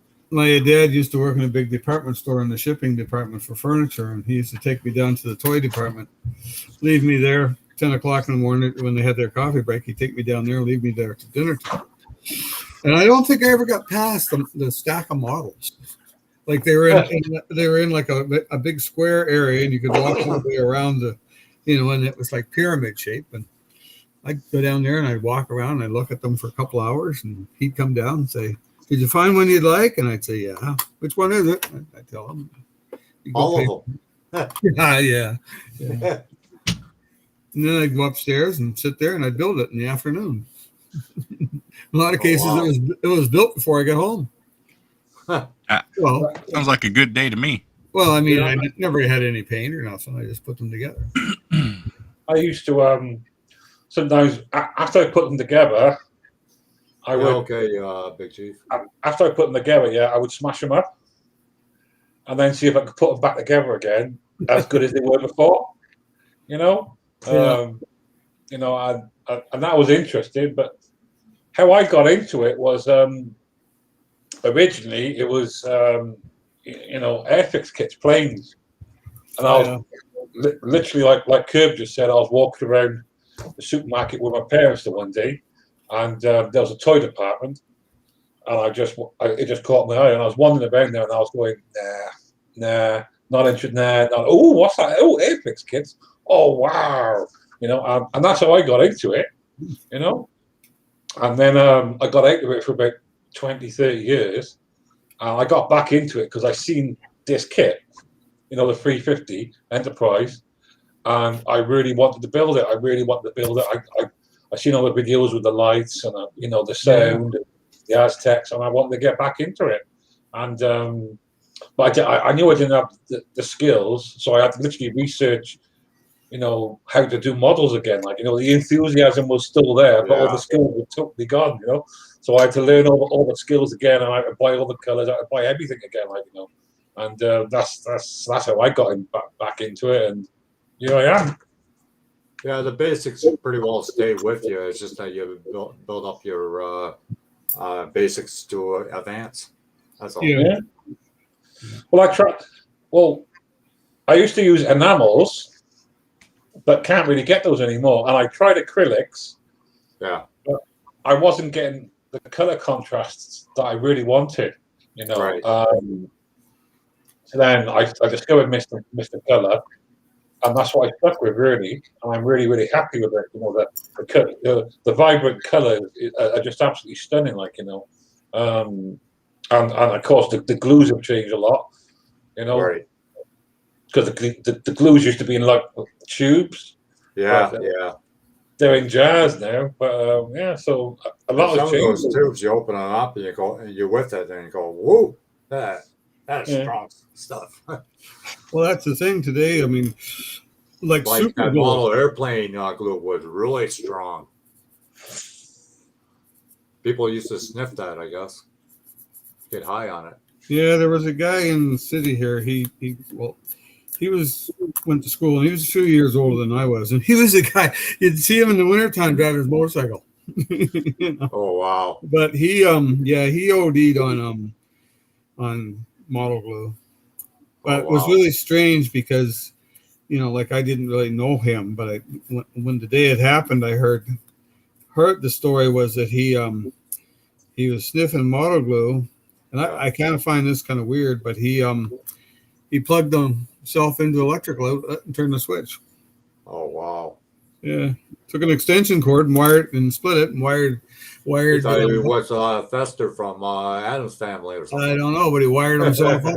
And he pulled the pull chain and electrocuted himself. Now that was the story I heard, so I don't really, If you want to use acrylic paint, Julian, get some of this Vallejo paint. I have tried it. I'll show you the paint I use, guys, because I've got a whack of it here.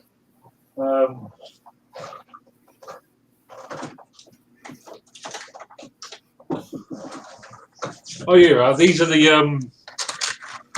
metallics I'm using for the Aztecing. So, so that's what I use. Whoop, there it is. Oh yeah. This is their premium color, GX. Yeah. So it's the best of the best. It's phenomenal. It's as white can be. That's a beautiful color. That's what I'm using for the main color. You know. Do you And have then to once mix that? Do you have to mix that to you put can't through you the can't. airbrush or no? Yeah, you've got to thin it down. You've got to thin this down because it's like cream when you get this stuff because it's lacquer paints. It's Does like it brush cream. on okay though? Can you brush it on or no? Not really. Not really. It doesn't like being brushed really unless you thin it right down. Okay. So that's why I airbrush. I airbrush it all the time, no matter what. Right. So that's why my skills in masking have gone so good. I have tried to brush this stuff, but you can do it. It's not a problem, but you just don't get the same results as airbrushing. Yeah. So that's why What happens if you put a little bit of retarder in or something? Would that help? it does help. It does help, but because of its because it's lacquer based, Okay. it will strip the previous layer. That's Yeah. that's just the nature of the beast. That's the way it is, which you don't get that with acrylics. Right. It's almost like the Tamiya paint line. If you try to brush it on, forget it. It won't work. Yeah. You can brush it. When I do brush, I don't really brush. I sort of like just dab. Oh Because if you start doing strokes, yeah, it'll just strip off. Jamie likes using that Mr. Color too. He'll swear by it. Yeah, I love it. And the other colors I got is so I put the white on. That's the top coat. Right. Sorry, that's the medium coat, white, and then I'll put pearl on top. Yeah. And that gives a really nice. See if I can get it in camera shot. It's beautiful. This is, you know. Get this in camera shot if I can. And what do you mix it with, Julia? Can you see that? Okay. Yeah. Beautiful pearl that is. Absolutely gorgeous. It really is. You know. I'll get the mixer now for you, Joe.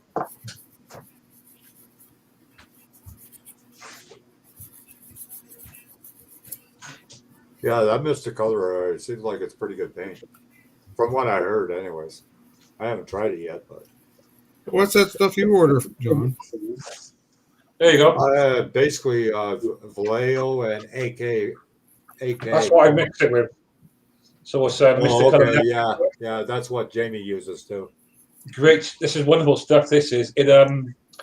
What it does to the paint, it retards it, so it slows down its drying, and it pulls it, and it stretches it, and it thins it, and it makes it cover the area perfect.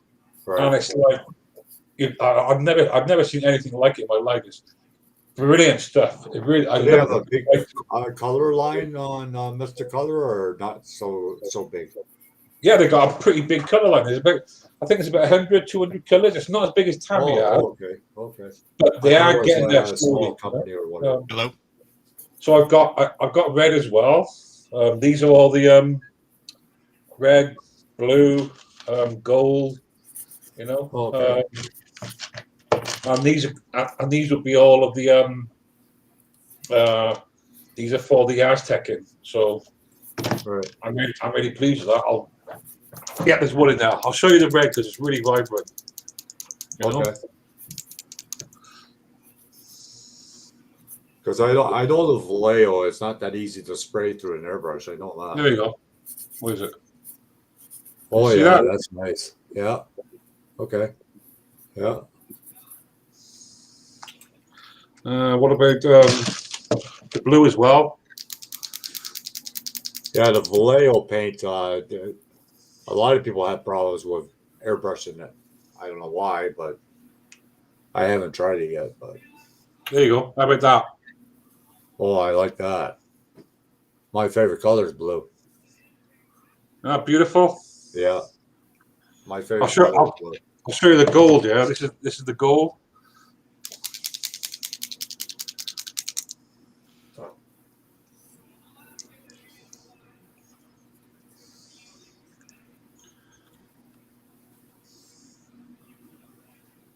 Look at that.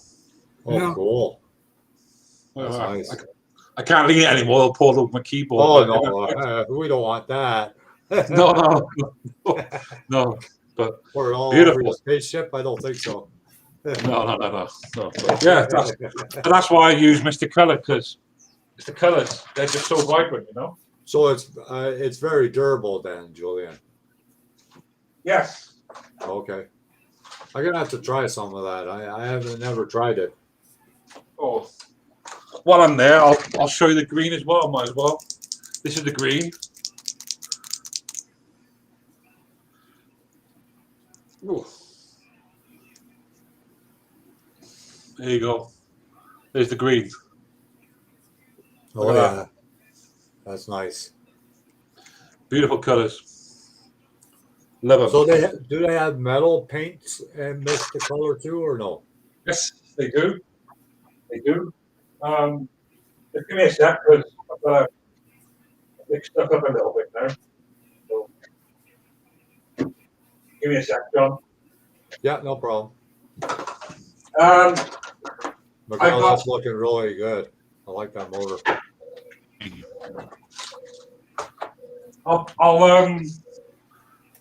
I'll just get my metal colors and you can see them then, all right? Oh, okay.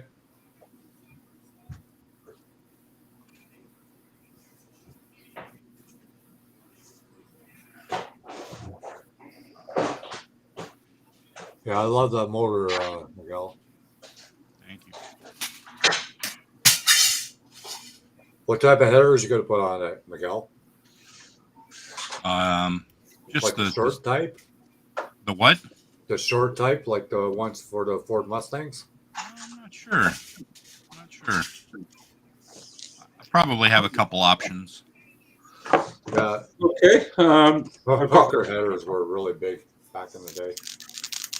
Okay, so this is copper. Okay. And how does that metal paint work? Pretty good too? How about that? Oh yeah. Isn't that nice? Yeah, that's nice. Over. Beautiful. This one is. So the metal paint, does it look like metal or no? Yeah, it does. This is Okay. stainless steel. I'm gonna have to try some of that. Well, Gotta find where to get it first. yeah, well, that's the problem I had. Is how about that? Oh yeah. Okay. Stainless steel. Yeah. Yeah, I use a lot of gunmetal for my models. I love gunmetal. This is chrome. This is polished chrome. It's absolutely beautiful. This is what I'll be using on the planetary sensor. How about that? Where are you? Yeah. Okay. Isn't that beautiful? Yeah. Yeah.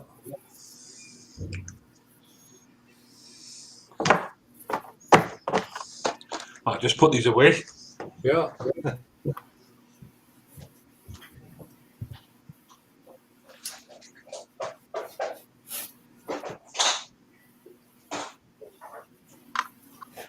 Did you cast any mufflers or anything like that yet, Miguel, or no? That's pretty there, Miguel. So I'll tell you what, I have got their do you want to see their color chart? Sure. I call this my LGBT intake. All right. John, do you mean print? Yeah. No, I haven't done any mufflers yet, but I plan to. It's on my list. Oh, okay. That'd be cool.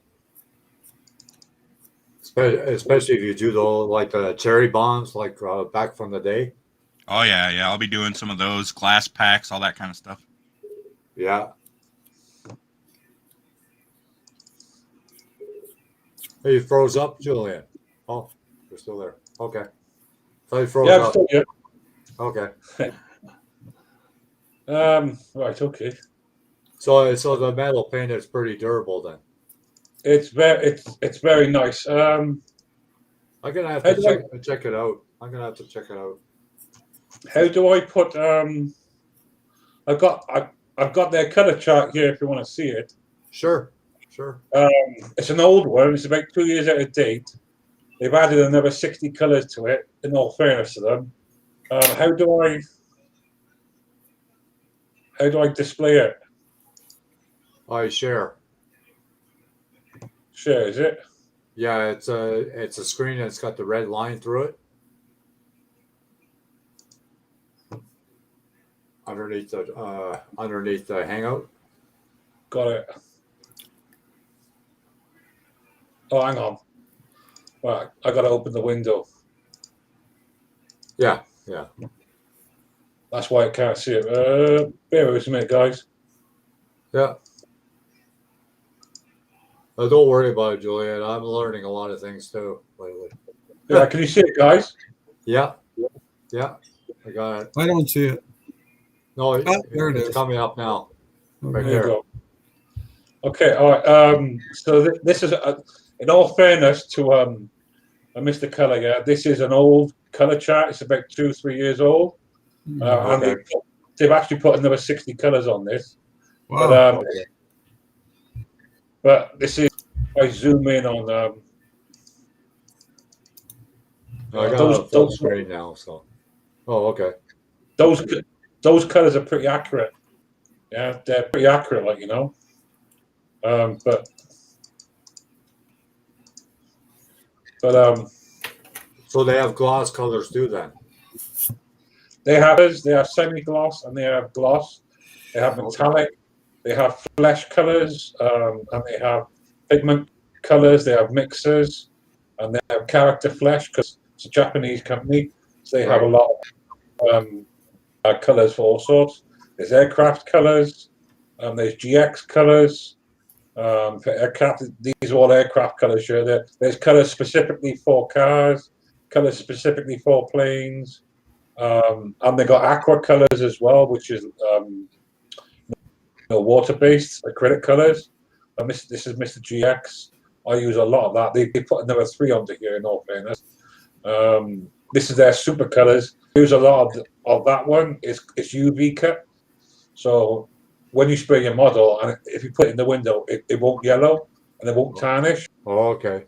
So that's really useful. That is, and this is all their metallic colors, and all these colors here are how you see them, and they're absolutely gorgeous. They're beautiful. All these metallic colors, and they're specifically for hang on a minute. And they're specifically for cars, really. And there's all these colors here. There's grey. These are for mixing colors. These are. Oh, okay. And then you got all the other stuff. Then special sets. Right. There's all the metals there, so you can get chrome, silver, iron, stainless, dark iron. Price-wise, is copper. it the same price as Tamiya paints, or a little bit more? They're a bit more, yeah. On average, I usually pay about £2 for per pot. Hi, So Brandon. How you doing? they're a bit more than Tamiya, and you got all the super colors as well. Right. So, and then you got spray cans. You can get spray cans as well, all in the same colors. Modulation sets. So, and there's a couple of examples of what you can do there. Right. Right. And then this is the water-based stuff. Yeah, I'm not big on water-based paints, to be honest with you. Well, they're acrylic. They are, Yeah. And the list just goes on and on and on. But and this is all the thinners as well. There's that leveling thinner. This is all the thinners you can get. You can get for it.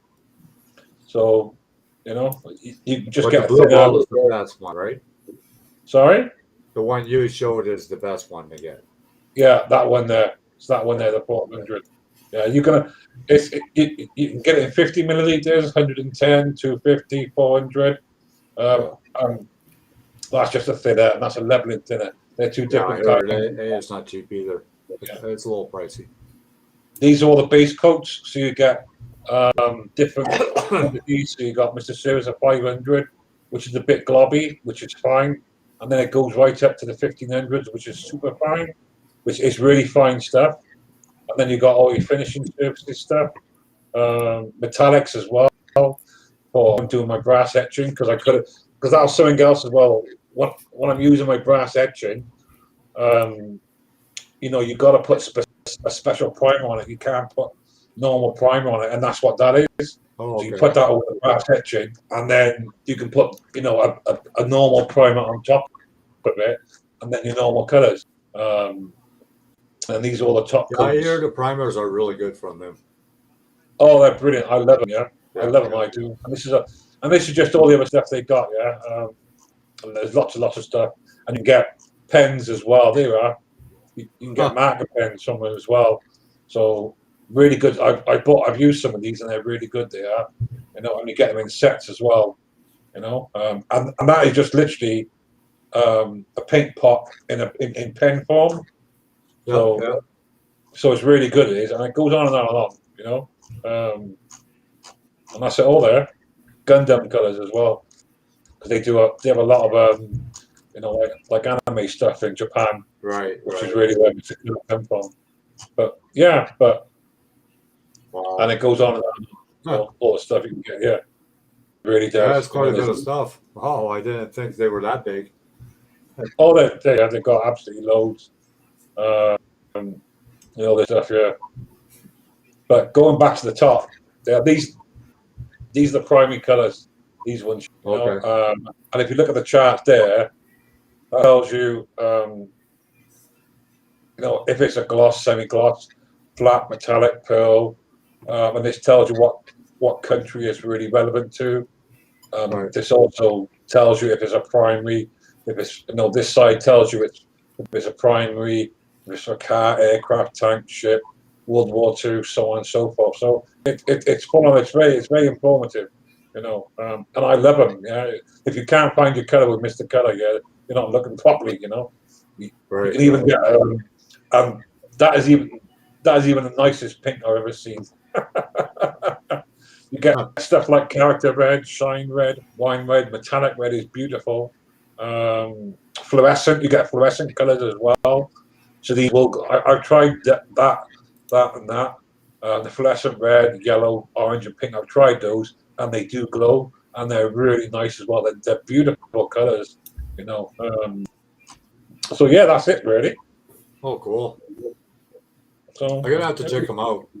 I'm sure Sunward Hobbies sell some of them. They don't sell the whole set, but they do sell some of them. I'll have to check it out later. Has that stopped sharing now, guys? Is it? Yeah.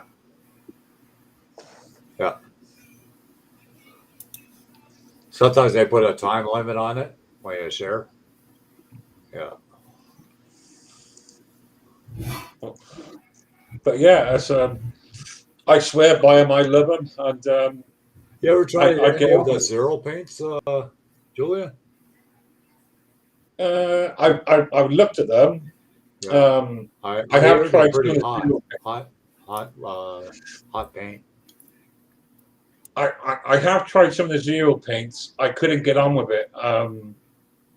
So that's why I just stuck with Mr. Color. Right. I've tried different combinations. I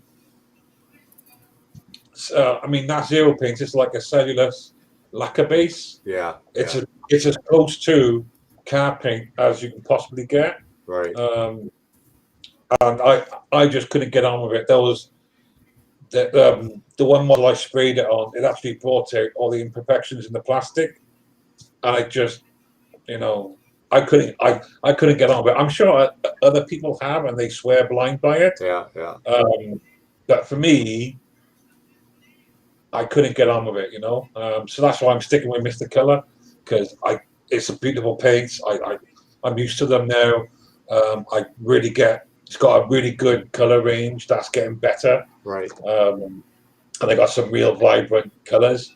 The only downside with them is they are lacquer based, so they do stink to high heaven. But the benefits, especially with the metals and the metallics, are just so beautiful that I'm just willing to live with it. Do you know what I mean? It's a very small price to pay to get the colors. It smell any worse than nail polish paint, I tell you. Well, that's what it smells like, nail polish. Oh yeah. Oh okay. That's what they smell like, nail polish. But for the color, for the shine, for the Right. durability as well, because lacquer paints are really, really durable. You won't get any better. You know what I mean? So yeah. There's a guy that does testing of all different paints, from Japan and whatnot, and he swears by it too. That Mystic color. He did a Yeah. whole segment of 25 minutes of it, and he showed it sprayed on spoons and whatnot. I forget his channel's name. I think it's called Buckman something. All right.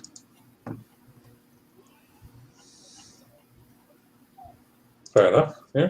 But yeah, he gets all these paints from different companies, and then he does his review of it and airbrushes and whatnot. Fair enough. If I find the links, I'll send it to you, Julian. Yeah, please do. Please do let you know. Yeah, he tests I'm always tools and airbrushes and paints, and it's pretty good explanatory. He's pretty good at it. Like he shows the difference between Alclad and the other chrome, and vice versa. Oh, But after he found these other paints, he doesn't use the Alclad anymore. Somebody posted on Facebook there yesterday about some new chrome paint. Yeah, that's expensive, Steve. Is it? I didn't. Yeah, it's a I didn't follow. 3-stage chrome process. Oh yeah, okay. Yeah, it's like $85 for a little jar of it. It's expensive. Yeah, I don't think I'll be buying it. No, it's if you build a lot, maybe, or if you have clients that you build for, different story. But Right.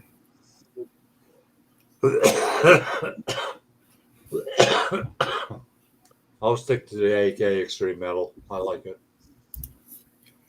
Yeah, Until I find something better. What's that? I say I haven't built anything to need any paint or anything for a while. So. Well, I got the whole line of Alclad, and I tell you, I don't use it anymore. No. No. The what was I gonna say? Yeah, I see. Scott has that AK Interactive. Does he have that? He just shows weathering pencils. Yeah, they have weathering pencils, and they have AK like these ones too. Like these ones here. But it doesn't show the paint. I've never tried that AK. What's it like? Good. Good. No, he doesn't show any paint. Yeah, it's almost similar to the Vallejo line, Julian. I thought he carried that too, Vallejo. What, Elm's Hobbies? Yeah. Oh, he does. Okay. Well, he's got that. I know he carries God, what's the name of the paint? He says he got stuff in spray cans. Scale coats. Scale something.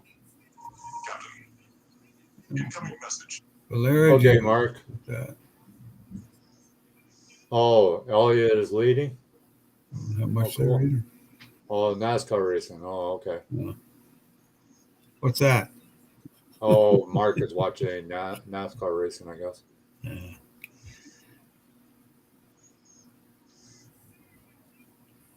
NASCAR racing.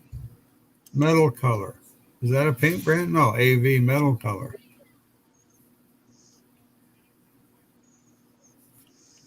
AV. Yeah, Summer Hobby sells that AK. So they got metal. AV.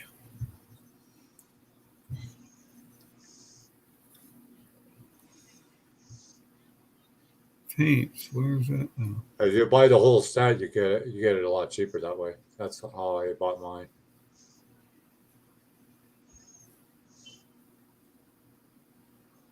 Oh, this is no, that's not it. paint sets. Yeah, I bought a set of face painting paint. Oh yeah. Oh, from the set. Yeah. Like a set. Yeah. I bought a leather set and a wood set like that from Vallejo though. Yeah, well, that's what this is.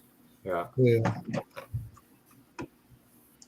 I think you get, what do you get? 1, 2, 3, 4. You get 8 colors. 8 colors. Yeah, they got a pretty good brochure to show you how to paint faces and whatnot. Yeah.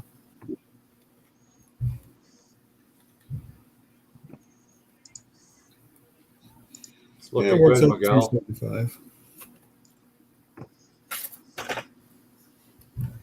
What's that, John? I said the motor's looking good. Yeah, I branded my air filter. Did you see that? Yeah, I see that. Yeah.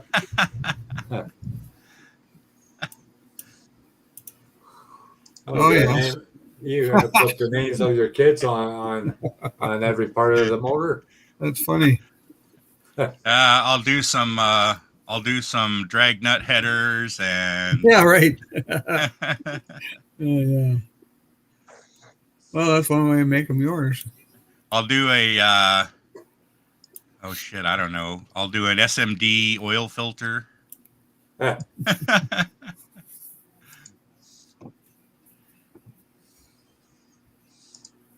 Oh, to my email, John Claus. I will check it later. After Thanks, the Blue. hangout. Oh yeah, I gotta do a blue streak something. Let's see, blue streak. How about blue streak oil pans? Yeah. Blue street headers. Oh, yeah.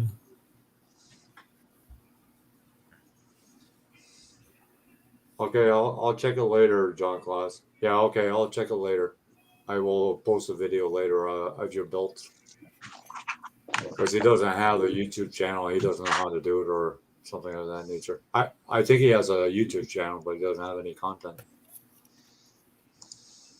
Who's that, John? That would be me. John Claus. That's in the chat.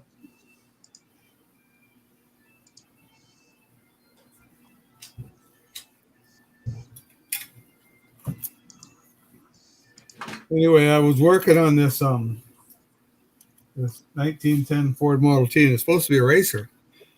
So I looked at the carburetors and I said, geez, that's a dinky little carburetor. So I, way back whenever it was, I had the Pyro 1/16 scale motorcycle. The It was a BSA motorcycle. Anyway.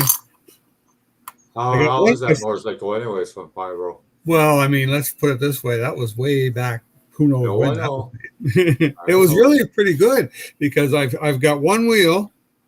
That's surprising. I got one wheel, chrome wheel, and I think I've got 2 tires, and I've managed to find these carbs, which are 1/16 scale. Huh. So I'm going to put them on the T motor. Yeah, put dual carbs on it. John Claus is asking how much for that motor, Miguel. I haven't really priced them. I mean, what are you asking? You want me to print you one? Oh, it must be. I guess. Let's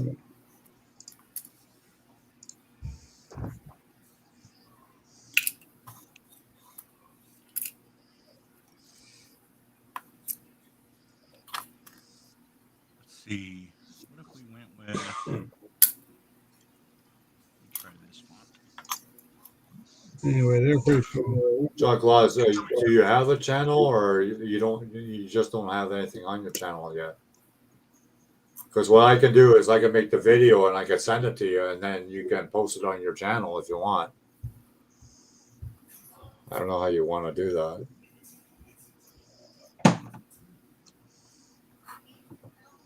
Yeah, that'd be cool to put in your Nova, Mark. You're right there. What do you need me to do?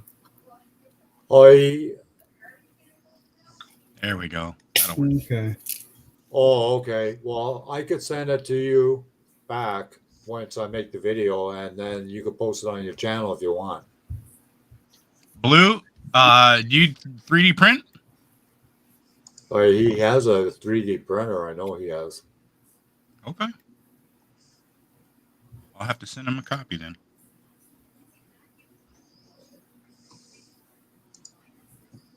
I don't know Yeah, what kind of printer he has, but I know he has a printer. Maybe it's Did the you see bottom. those wiper blades he made for his red car? I don't think I did. Oh, yes, I did. That's pretty They cool, eh? look like they were photo etched. Yeah, they were. But I tell you, they were pretty well detailed. Yeah, they looked good, really good. I could have put it together myself. Yeah, Mark said, yeah, he has a 3D printer. Cool. Well, I can send you. The file. You can print one. John Kloss, do you 3D print? I could print one and send it to you. I'm No, I don't think terrible he, about shipping. It's such a he lives hassle in for me. Pennsylvania, I think. Miguel, Where do you see those messages to, guys? I don't see them. you don't see them? No. Last message I see is from Mary. Huh. Sometimes if you open your YouTube channel by mute it, then you'll see everybody in the chat. Ah, right.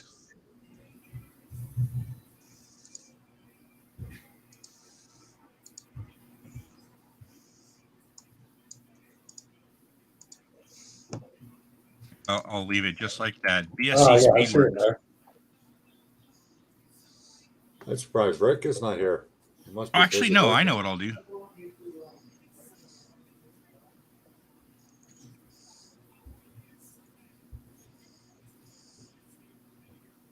Maybe I can do. Yeah, I got woke up at 7 o'clock this morning. I was pissed. Why, what happened? Oh, somebody called me at 7 o'clock this freaking morning. What about? I should have really shut my phone off, but I just leave it on. Force of habit, I guess. I'll put it in another room so I don't hear it. That's another way I can do it. I like the other way better.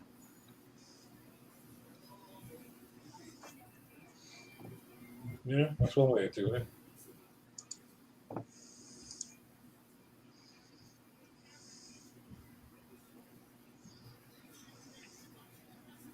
Yeah, I did a shout out for you too, Julian, on my channel. You did what, John? Sorry? A shout out for your channel on my channel. Oh, Your channel. I appreciate that. Thank you. Yeah, I did it a couple days ago. I gave a shout out to yours on my update to my channel. So I appreciate that. Thank you, John. Yeah, no problem. That's what I've been doing for the last couple of days. I've been promoting other people like Blue Street Customs and Miguel. And, well, Steve doesn't have a channel, but he's talking about getting a channel. Yeah, it'd be nice. Yeah, well, when he does, we'll welcome him into the community. Yeah. You know, yeah, he'll be made most welcome. What is it? What does he build? Builds mostly cars. Okay. I can see when I come to build my my Porsche, my Ferrari, and my You should see DeLorean. the guy's hobby room.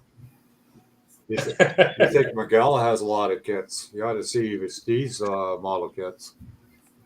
He's got a room 20 by 12. You could barely walk in it. That's how big it is. Crazy. I sort of figured a while back when I was coming to, when I was going to build my cars, I'd be in good company because I got there's a Porsche I want to build, a Ferrari, the DeLorean, and Kit. They're the only cars I'm going to build. But I can tell my son, he likes exotics too. He loves exotics. He likes the European cars. Which ones? Like the Porsche, the Lamborghini, the Countach, and Ferrari. He said when he gets older, he's gonna run a dealership, and he's gonna have Ferraris and Lamborghinis, and that's what he's going to marry. He's not going to get married. How old is he then? He's 14 right now.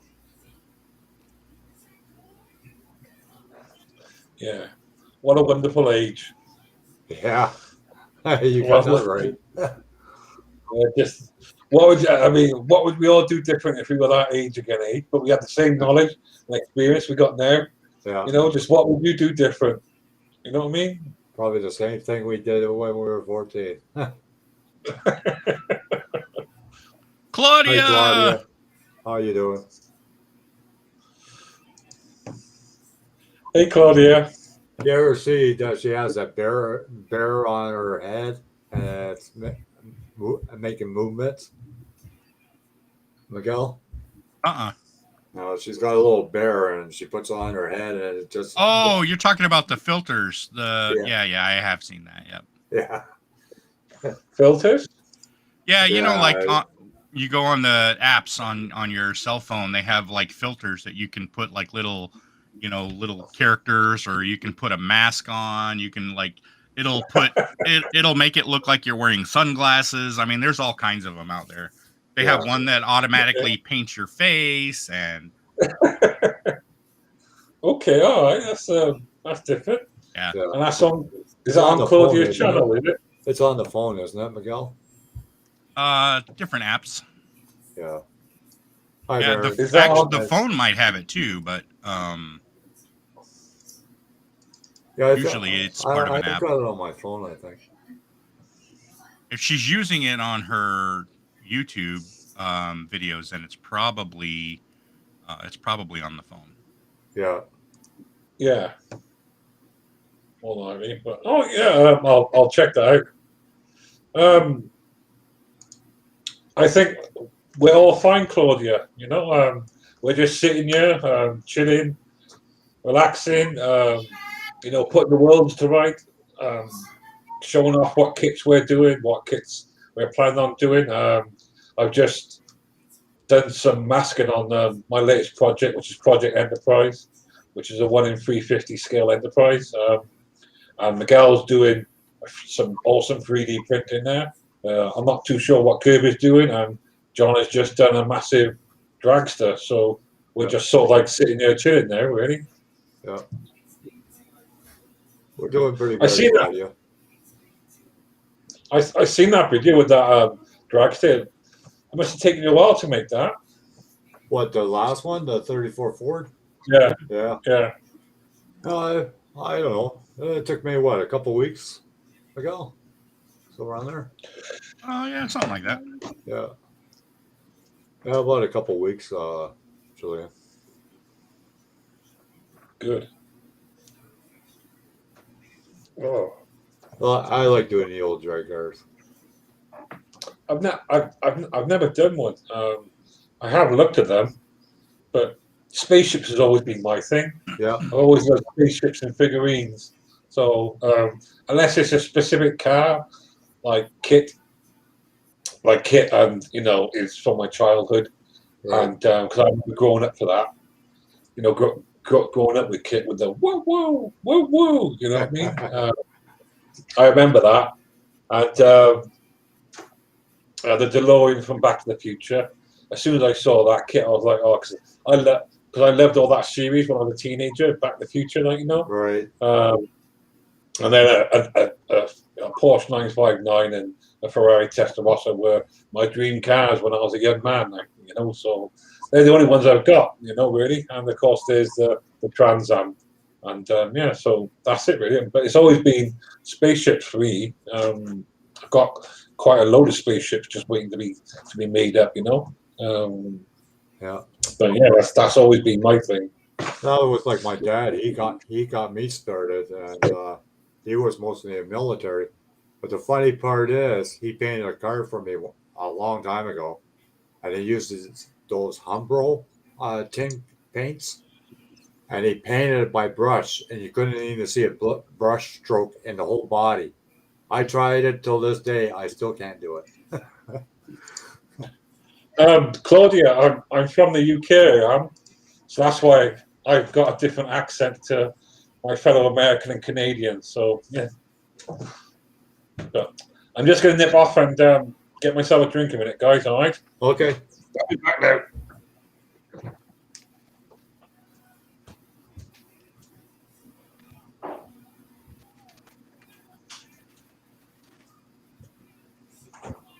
And I'll keep on trying to brush paint a body and get as good as my dad, but I don't think that'll ever happen. I don't know how he did it, but He must have had some really thin stuff. Or uh, thick. well, I mean. it's a tint from Humbrol. I don't know if it comes in tins anymore, that paint. But he just used a cheap brush, and he just brushed it on. And I tell you, I could not see a brush stroke whatsoever. And he did it with red. I remember that. I have a lot of family in Texas, and my family's all from Mexico too, Claudia. Yeah, Big Chief 60 is from Texas too. Well, he lives in Texas. But the question is, Miguel, have you got a 10-gallon hat? Negative. Oh. I'm not from Texas. I have family in Texas. I'm from Colorado. Colorado. That's no excuse, yeah, not to have a 10-gallon hat. Why haven't you got a 10-gallon hat? I don't know. Never got around to it. Yeah, Claudia's from Mexico. Mexico. Yeah. And I bet she makes some freaking amazing food too. Oh, I bet she does. Her husband has a good job. He works at the post office. Oh yeah, that is a good job. Yeah. Well, it's nice to meet you, Claudia. Yeah, I've only ever been to Mexico once, and that was Cancun. So I'm not sure if that really counts, but that's the only place I know in Mexico. But I have heard it's a very beautiful place.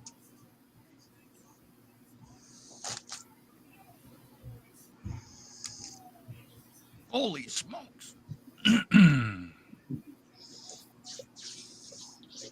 So, Miguel, about this 10-gallon hat then. Yes.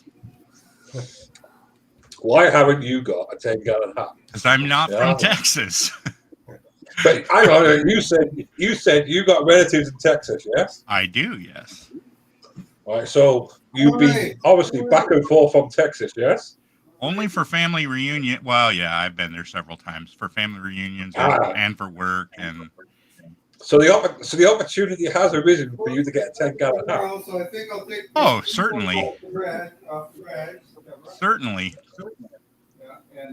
I'd love to see you doing a live show with a 10-gallon hat. I think you would look awesome. I bet you would. I bet you would. I bet you would look awesome with a 10-gallon hat. Well, you know what? You'll never know because it ain't going to happen. Miguel, you know, it's got to be done, yeah? You could call it Miguel's 10-gallon hat channel, yeah? Not happening, Julian. No, you had to sink that boat, didn't you? You had to sink that boat.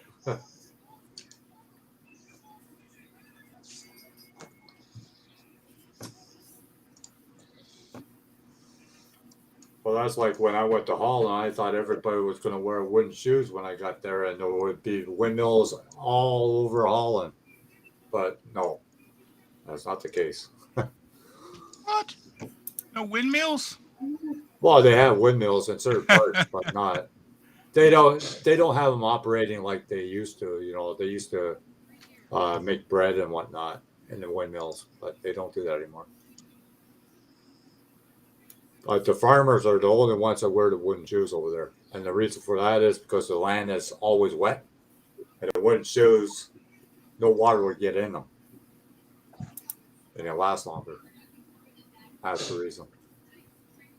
I found that all out when I was over there. Just, Claudia, just to let you know, I just subscribed to your channel. There's some really interesting stuff on there that Yeah, I'll have a look at it all later. So, Yeah, No. she can be funny sometimes. hey, if it's one thing we need nowadays, it's definitely a bit of humor. Oh So, yeah, you got that right. I just had a couple of. I just had a quick flick through our channel. I haven't got time to look for it properly, but I did subscribe. So I'll have a good look at it later on, and I'm sure it'll make me giggle and smile. So yeah, Her vlogs are amazing. I don't know. Like I said, I've just literally just went on her channel now. I've just skimmed through some of it because obviously I'm doing this and some other stuff. So I just quickly subscribed to it, and when I get some more time, I'll check out some of her videos. But it looks really funny and entertaining. Yeah. So Oh yeah, the it's- little boy gets in there, eh? And he waves. Yeah, Yeah, awesome, man. Awesome. yeah, I look forward to it. yeah. I know Claudia from Big Chief 60. He's from the same area, so he does live streaming. He goes for 8 to 10 hours a day. Wow. Yeah. Doing what? He's got over 3,000 subscribers, I think, somewhere around there. He's almost at 4K. So, well, John Claus, I'll do the video and then I'll just send it back to your email, and then you can put it on your channel, okay?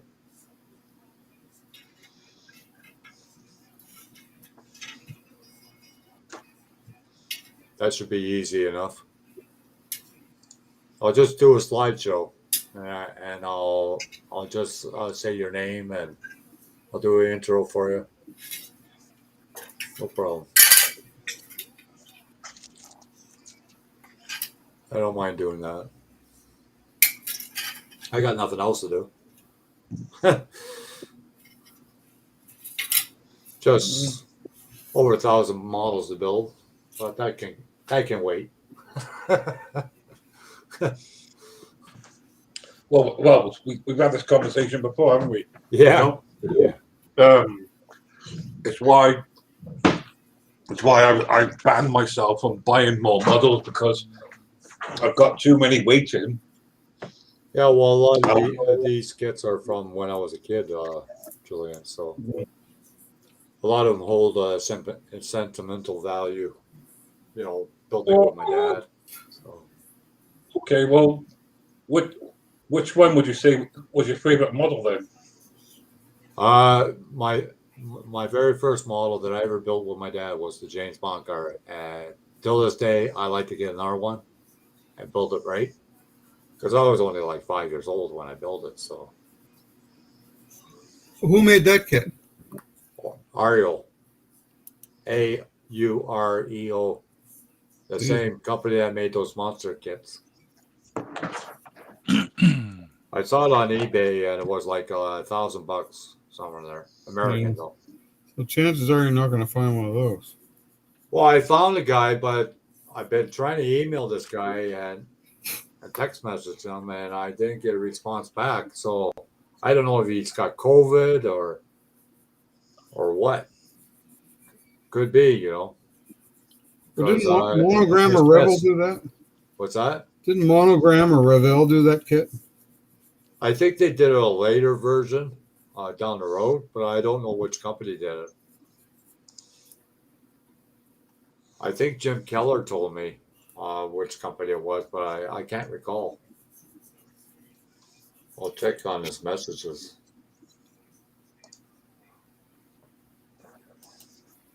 Airfix, I think, did it.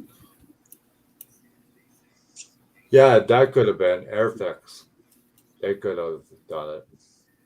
He said it was a better kit, but I don't know.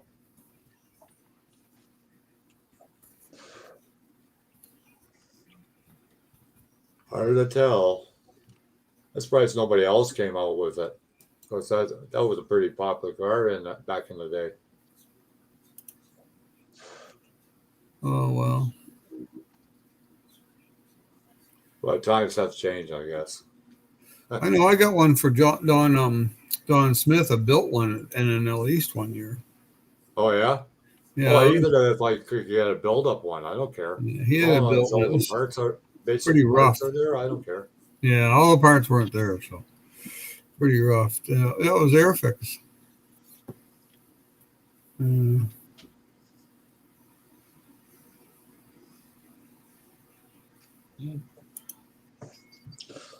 So how about you, Kim? What's your favorite kit then? Is there a favorite model you love doing? Yeah, it was Airfix, Steve. Yeah. Well, I That's think what. Ravel did it too, but I'm not sure. No, James Keller just told me that it was Airfix that Okay. did it too. They came later, I guess. A lot of But different I never seen that kit online. a lot of The only different one I box see art. is the very first one. So, Yeah. I don't know what the first one would be, but but the thing is, like, well, it's not to say that pieces will be missing. You pay like $1,000 for a kit, and all of a sudden, some of the pieces are missing. What then? well, That's a lot of money for a plastic kit, if you ask me. yeah. Yeah, you'd have to do some searching, maybe find a built one, but see, that's the problem. See, in NL East, you could go there and you just, there'd be boxes and you just stumble on something and it might be there. That's how I found the one for Dawn. Yeah, I was just looking to a pile of stuff and boxes on the floor and I said, geez, that looks like the Aston Martin Dawn was talking about. right. Like it didn't have any figures and I don't think it had the top piece. Oh, yeah, but the Well, top could be easily made. yeah, but I mean, it was missing quite a few parts. But if you had any Aston Martin, you could scrabble up the wheels and all that stuff. But I don't remember. That was, oh my God, 10 Well, years there's a ago. lot of working parts on that model kit, from what I remember. Yeah. I had the injection seat. You pull a lever, and the guy jumps out of the freaking roof. Yeah. Yeah. It was pretty cool. Well, you can get on the, you can find the instructions, I'm sure, on Drastic Plastic. Oh, yeah, more likely. Yeah. He's got quite a few instruction sheets on that site. Yeah. There's some here. This posting shows a lot of stuff. But Everybody's watching Miguel. What channel is that, Steve? pardon me? What channel is that, Steve? Oh, I just searched. There's a site. It's called Drastic Plastic. Let's see if I can get the right name here. It's for instruction sheets, Julian. If you're missing instruction sheets, you go to that site and you can print them off. Yeah, they have a lot of mostly car kits. They do have some plain stuff, I suppose, but it's called. I'm sure there is an airplane site somewhere. Oh yeah. That somebody has all the instruction sheets. Yeah. Well, there are a lot of airplanes though. Oh yeah, well, a lot of car kits too. But it's called Drastic Plastic Model Kit Instructions. Well, you can put the links in chat, Steve, if you want. I could. Yep. If I find the link again.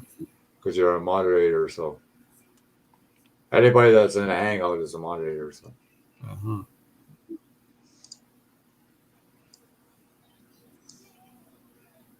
Go back again.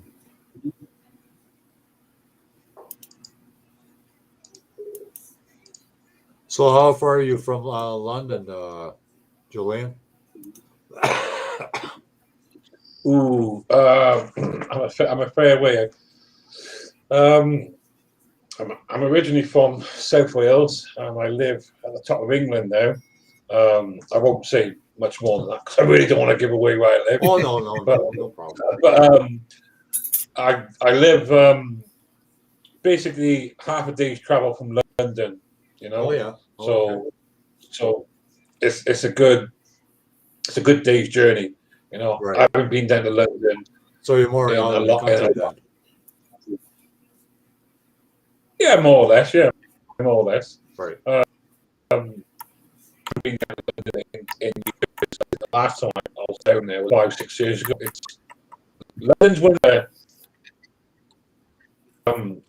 where you want to go for the day to spend the day. Yeah. You get you just can't sort of like turn up and say, right, here I am, because it doesn't work. There's so much there.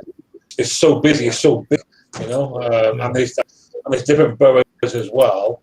So when you sort of have a date to London, you've really got to plan it and say to yourself, well, this is where I want to go. This is what I want to do. You can't hop on a train and go down there. I'm going to the Harry Studios, and they opened up the whole house and all the sets, costumes, and all that stuff. And I'm planning on going down there and doing a bit of filming for my other channel. Sometimes things can't happen, but yeah, London's an absolutely fantastic place to go. And just like any other city, it never sleeps really. I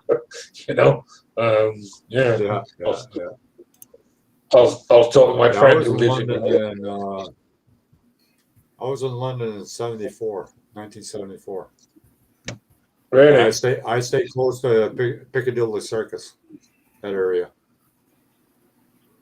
in London. Central London, then. Yeah. That's where most of the hotels are, right? So. Yeah. I miss my scotch on the rocks. That's what I miss. You can keep it. You're a whiskey drinker, are you, John? Well, I used to be. Not anymore. I don't drink anymore. I drink the odd beer, but that's about it. That's as far as I go. I like brandy. Hello, John. My father was born in Birmingham. Really? Yeah. Wow. Where? So, Hi, Johnny. I said. So, how did you end up? Is it Canada? You live in there? Yeah, I live in Canada. He lives in Canada. Well, he's passed away now. He was born in 1902. Oh wow. Yeah. So what? So he was from Birmingham and then moved over to Canada. Then he was what they call a home child. Right. If you know anything about them. Well, No, Britain sent a lot. Britain and Scotland and Ireland. They sent a lot of children to various places like Canada, New Zealand, Australia. They sent these children over there. Basically, they were slaves. But if you go on the internet and just type in "home children," you'll find all kinds of information about them. Fair enough. Yeah. Fair enough. So he sort of found his way over to Canada eventually. Then, well, he came over in a ship in 1915 with a bunch of other boys, and then they were sent out to various farms and that around the country. Okay. So when he became 18, he got his. Well, they say he got his freedom then. Yeah. So anyway, he lived and he worked and he got married and he had four boys, and there's only myself and my other brother left, and I'm the youngest. My brother next to me is 82 or 3, I think. Wow. Yeah. Big difference, eh? Yeah, I think between him and I is like 16 or 17 years. Yeah, it's like me and my brother were 10 years apart. So yeah. Well, a lot of that happened. A friend of mine, his parent, well, my parents, mom and dad were, I think, 11 years apart. And a friend of mine, his parents were 13 years apart. So people were born late, got married early, some of them were late. Yeah. I mean, that was way back in the 30s, when my parents got married. Fair enough. Yeah. If you search Google search British home children, you'll find out all about it. I'll do that now then. Yeah, I'll do that now. I'll do that now then. Challenge accepted. Yeah. Let's have a look. Yeah. It's quite a I wish I had talked to my father when he was alive and asked him questions about him coming here. Because like when he came here, like I say, I think he was 13 years old. And you imagine coming on a ship when you're 13 years old to a new country. And those ships back in them days were, geez, they were just, I don't know, they were old steamers and Who knows? Yeah. I have seen pictures of the ship that he came on. I wouldn't want to take 2 weeks on it. My parents came on a ship too. Yeah, well, that's it. Yeah. You know. But they had a choice. They could go to New Zealand or here in Ontario. Yeah, So I they don't think Dad had a picked choice. Ontario. I said, you should have picked New Zealand. Yeah. Well, when I was doing research on my family, there was a woman from New Zealand, and she contacted me, and she said, "I can tell you everything you want to know about your family," because she had done the research for like 13 or 14 years. Yeah, my grandfather did the same thing. He went back to 1100 BC Yeah. from our family tree. Yeah, we couldn't go back that far, I don't think. I think we're Yeah, that's pretty amazing. Like, he didn't finish. He said there are probably ancestors before then. Yeah. Oh, yeah. Yeah. But yeah, Well, it just depends when they wouldn't go start any keeping the further. records, you see. Yeah, it's pretty hard to find old records. Yeah. Hey, Johnny. Like that, Steve? What's that? Like that? Can you guys see that? No, I can't see anything. Oh, okay. Just hold on. There. Yeah. There we go. Those boys look pretty snazzy. Yeah, they look like a happy bunch. Yeah, there's loads of pictures online about it. Yeah. Oh, Yeah. yes. Yeah. Absolutely hundreds. I just picked the first one. Yeah. Well, there's a lot of information about it, Yeah. Yeah, basically they were sent here as slaves, and the girls worked in people's houses, and 8 and 10, and geez, some of the girls were less than that. Some of the boys were less than that. Yeah, slavery in those days were really big. Yeah. Like I say, some countries still sell, individuals. Yeah. To do whatever. My father, he ended up with a minister. I think he was an Anglican minister. Now, why he would end up there, I have no idea. What was without me digging into it, what was the reasoning for the home children then? Well, was it just well, one of the things was, at that time, in the late 1800s and in the early 1900s, England wasn't very prosperous. I mean, there was a lot of areas that there was, poverty, and people couldn't look after their children. My father, he had 2 sisters, and the information I found out on him, he was very truant, didn't want to go to school.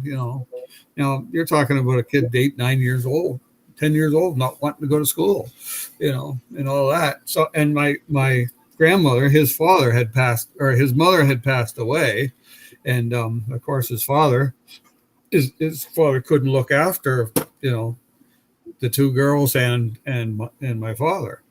So my father being truant and all that, I suppose they figured, best for him to come to Canada.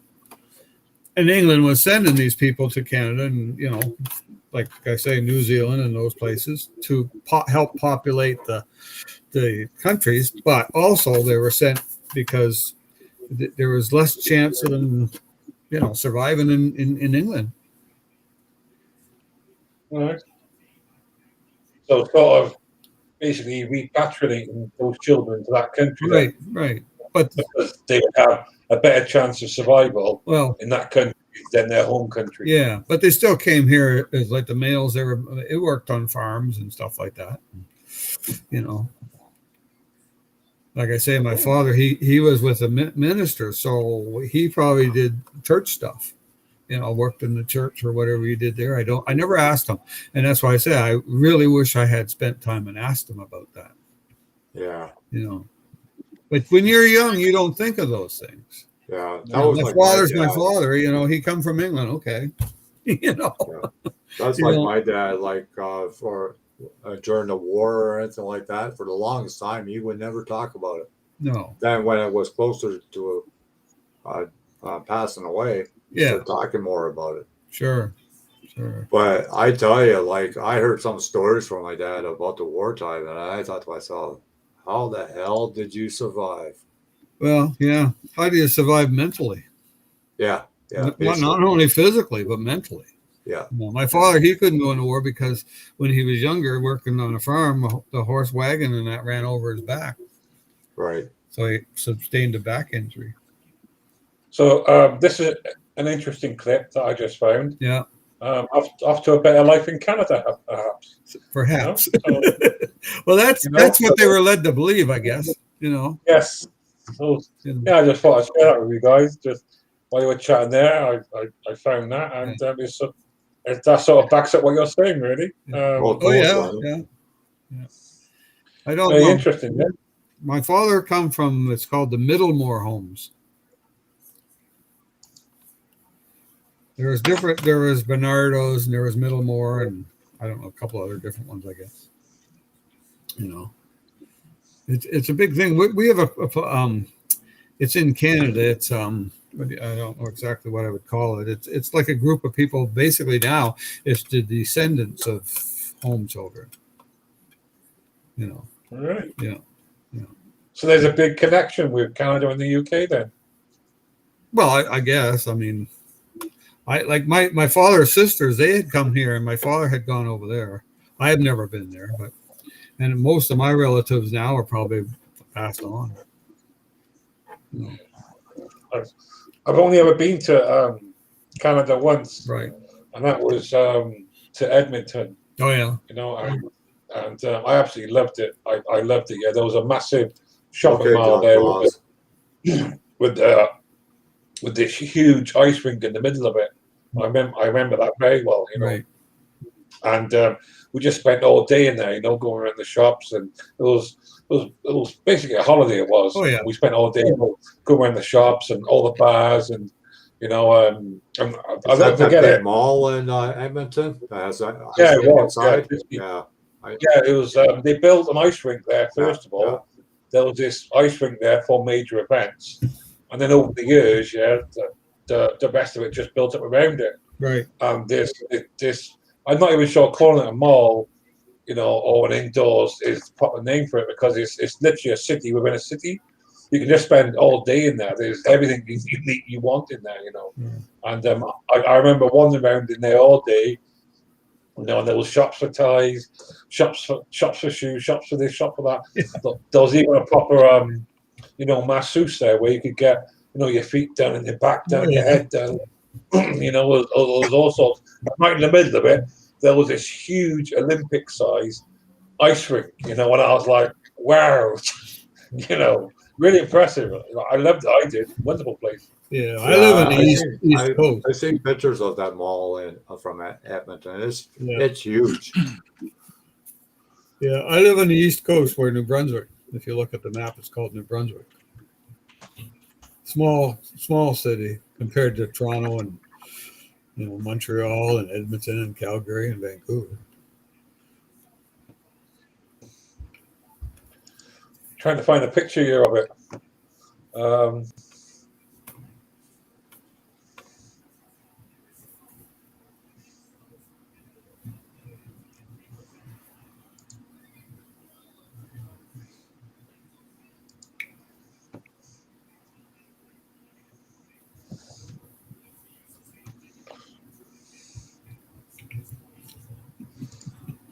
I put that in my head. How's that look? I got a new hat. Yeah. Very blue. I need that for tonight. Get the kids when they come to the door.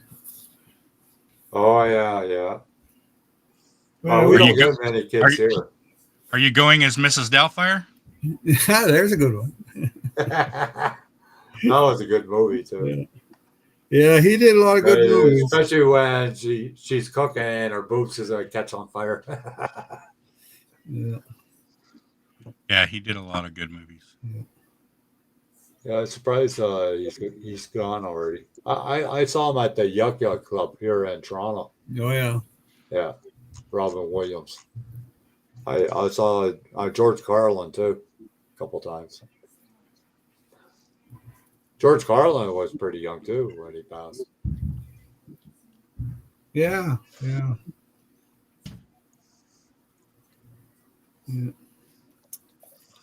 Yeah, they're all getting older now and passing away. Yeah. You know, every day I wonder, you know, which big rock star is going to be next. Yeah, they're all getting up there, like Mick Jagger and Oh yeah, Rolling Stones. yeah. Well, um, Charlie Watts passed away last month. Yeah, I saw a picture of the documentary of Stevie Howell from Yes, Oh who was yeah, the main guitarist. yeah. And Yes, unbelievable. The guy really aged. He looks rough. Yeah, some of those. Well, what's his name? Phil Collins. He's Yeah. not in very good shape. Yeah. Pink Floyd is talking about doing another tour. They're going to bring out the wheelchairs. Yeah, basically. Yeah, well, that's like I say, geez, you know, they're all up there in their 70s. Yeah. You know, and some of those guys left really rough lives. You know, with drugs and alcohol. Yeah, Mick Jagger didn't do any of that stuff, from what I understood. He Keith Richards, yeah. probably smoked That's a some different weed. story.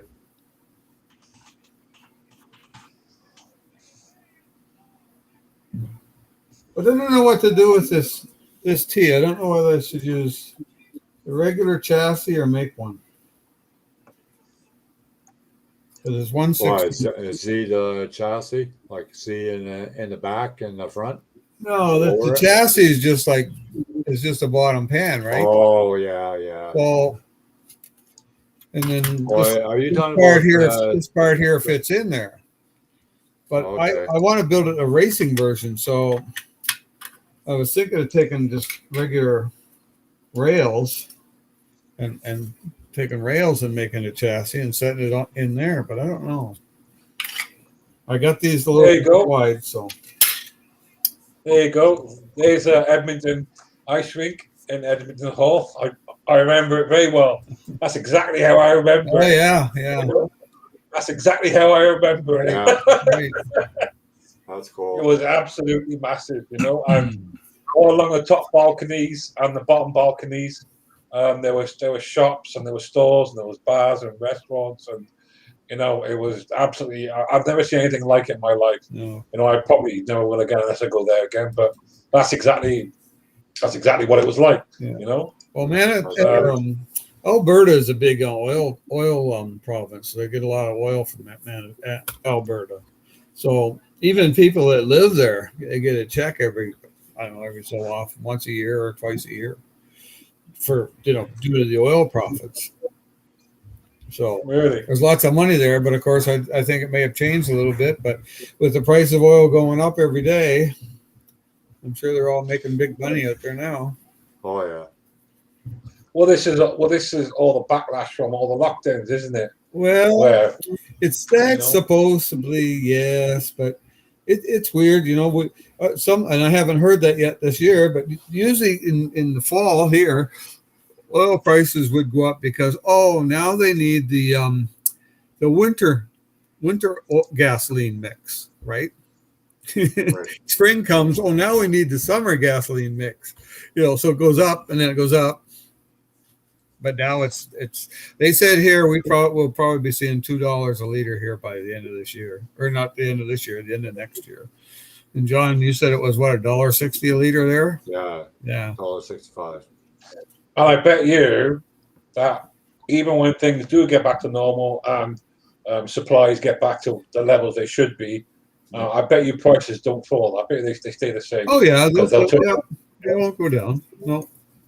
See, one of the things I heard too is that these big oil nations that make a lot of oil, they're concerned about the talk about electric cars and all that.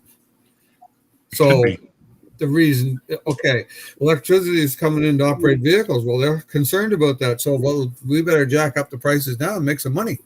Now how true that is, I don't know. But you think about it, if we get the electric cars, Steve, that we'll have more blackouts than now. Yeah, I don't know We're what the already story having a problem with power now, as it is. Well, I don't know what the story is. Last week there, I lost power twice. It was just like somebody flicking a switch. It just went off and then came back on. just enough to turn everything off in the house. You know, the clock. Yeah, they're in this complex all the time. Their Yeah, power well, that's goes in the out. complex, maybe. Yeah. See, I asked my neighbors, and they said, "No, we lost our power too." Oh yeah. Well, I know a lot of people in the States have a generator because their power goes out all the time. I got a generator. I've never turned it on. Huh. I bought it. Well, we lost power at Christmas time one year. We lost it. I think it was Sunday night, and Christmas was on a. I think Christmas was on a Thursday. Anyway, or maybe it was on. Anyway, we lost our power for like 4 or 5 days. Right. You know, so we were cooking the turkey, and we took it to Deborah's parents because they didn't live too far, and then the power came back on, so we brought it all back to our house. So the power went off. We all took it back to their place. I don't know whether we ended up eating it here or their place now. That must have been quite a while ago because I Oh, remember yeah, the blackout because I was there Yeah. when it happened. Well, this was about 4 or 5 years ago. Yeah, there was another one at the time that I was there. Oh, you might have been there when the big ice storm hit. Yeah, that's what Yeah. when it happened. Yeah, Yeah. We and had it an was ice 4 or 5 days no heat. Oh my God, it was. Oh yeah, well yeah, we had the hydro back in I think less than 2 days. Yeah, But St. John, they had problems. They always have problems with hydro coming Right. on and off, and well, just because when they get a big storm, they lose a lot of power lines. yeah. You know, but it seems when I lose my power here, you know, the intersection up the road they have power. So I'm Right. not on the same grid they're on. I'm on the same grid as the trailer park is, which is like Right. 4 kilometers away. It's Right. crazy. Anyway, hopefully I won't lose it again. No. But no, we bought this generator and I put oil in it last year. I guess I should dig it out and start it up. Yeah, that would be a wise thing. Well, here's the thing. You lose your power. Well, you know, power could be out for 5 minutes, could be out for 5 hours, could be out for 5 days. So, Yeah. you know, you're not going to run out and set the generator when it first goes out. So you got to wait like 3, 4, maybe 5 hours Yeah, till you decide, well, maybe I better plug something in now. You know, I mean, I've got a small gas camp stove, and I got a gas camp lantern. So, I mean, that works for that. right, It's just after about 4 days, your house starts to cool down quite a bit. right. You know?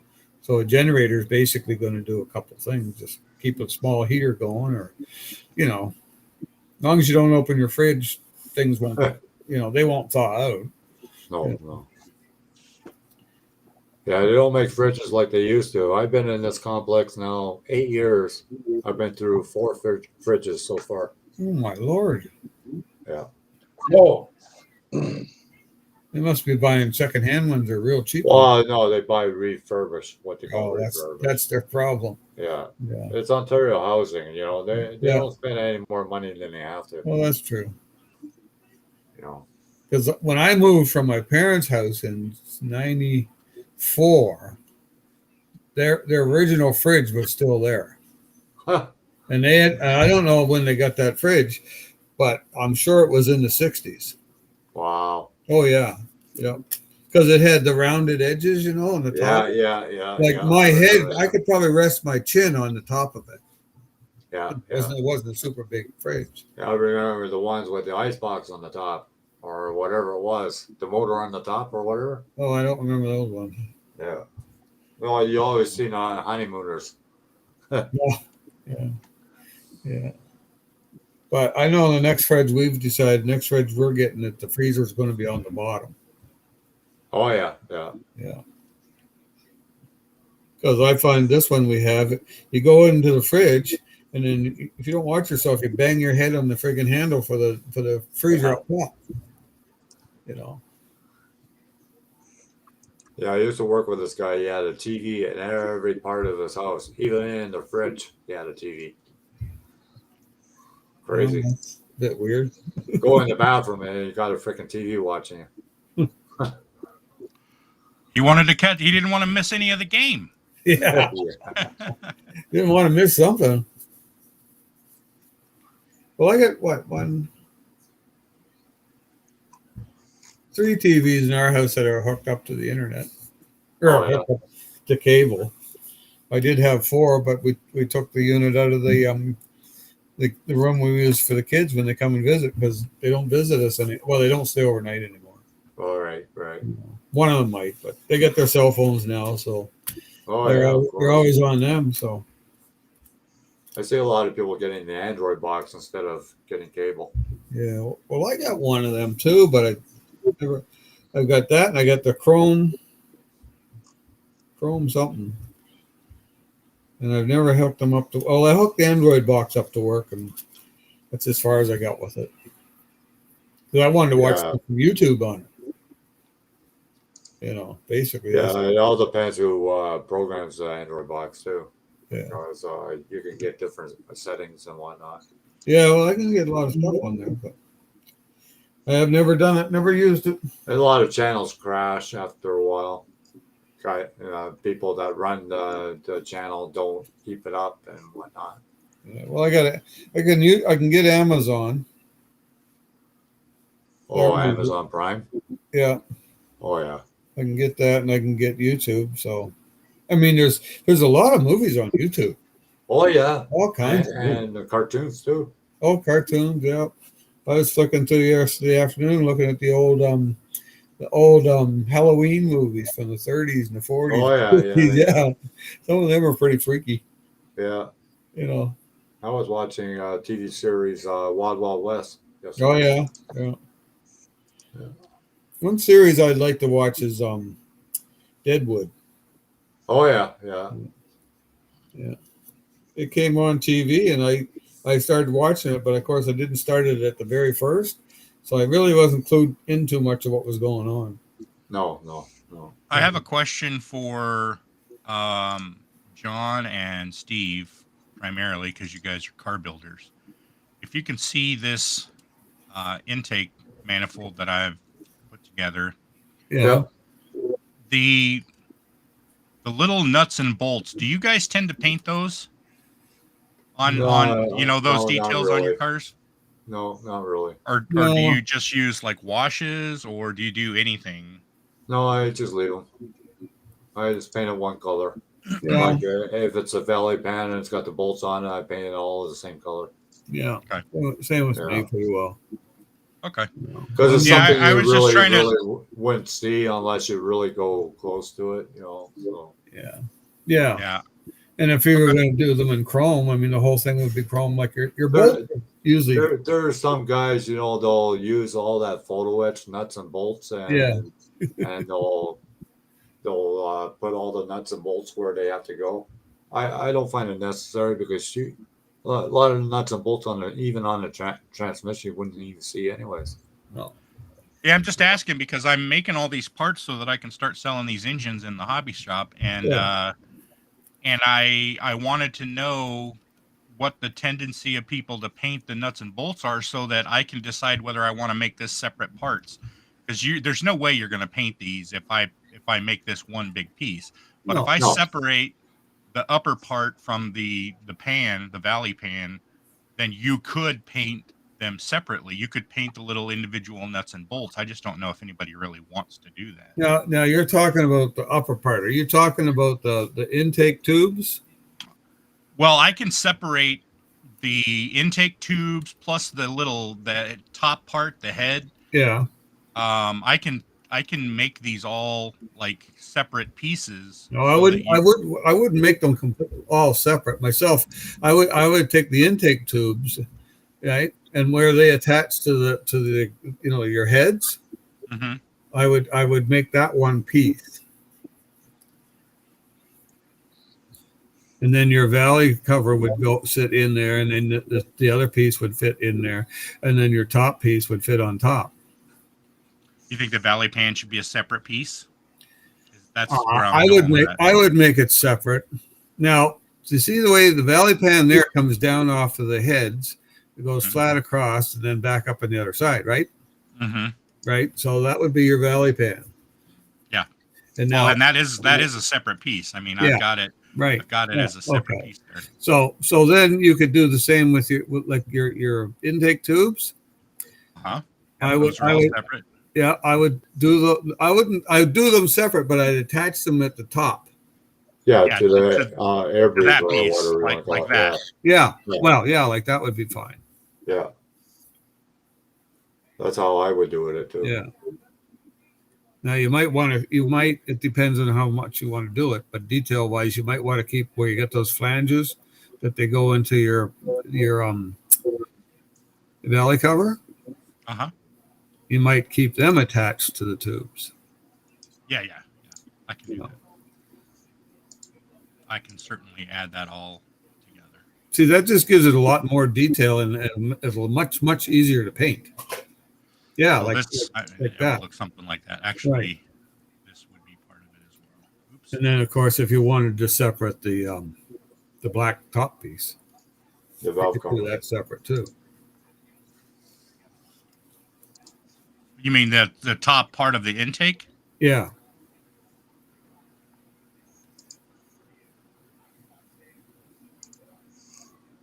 It seems like a that lot would of be hard to paint by itself, Steve, even if it's attached to the tubes. well, not really, No. because you could take that black piece on the top piece and the valve covers if you were painting them the same color, like Miguel shows them. Yeah. You just paint them the same color. Because a lot of the newer motors are usually the block is aluminum color anyways, or steel color. Yeah. Yeah, and less paint, less weight. Yeah. Hard to believe they get that technical, but Yeah. Okay. Well, thanks for the input. I'm trying to figure out what I want to do with some of this stuff. And Yeah. I'll probably do some test prints to see if I have any issues. Well, yeah. Oh well, I'll have to do it this way because when I do it the other way, it doesn't turn out. Yeah, well, you'll or, send me the pictures when you're done. I send junk pictures all the time. Yeah. Huh? But Yeah, This is- Jackie's going home to Newfoundland pretty soon. About 3 or 4 times a day, John sends me a message. He says, "Hey, what are you up to?" And I send him pictures of what I'm doing. Yeah. Oh, Going yeah. to a car wash right now. Yeah, yesterday I was Cleaning at my the car baby. wash. Cleaning my baby. Oh yeah, actually, here I'll show you. This was our conversation yesterday. John says, "What are you doing?" So I sent him Yeah. this picture. I'm in the car wash. Oh, geez. Yeah. I haven't been to one of those car washes in years.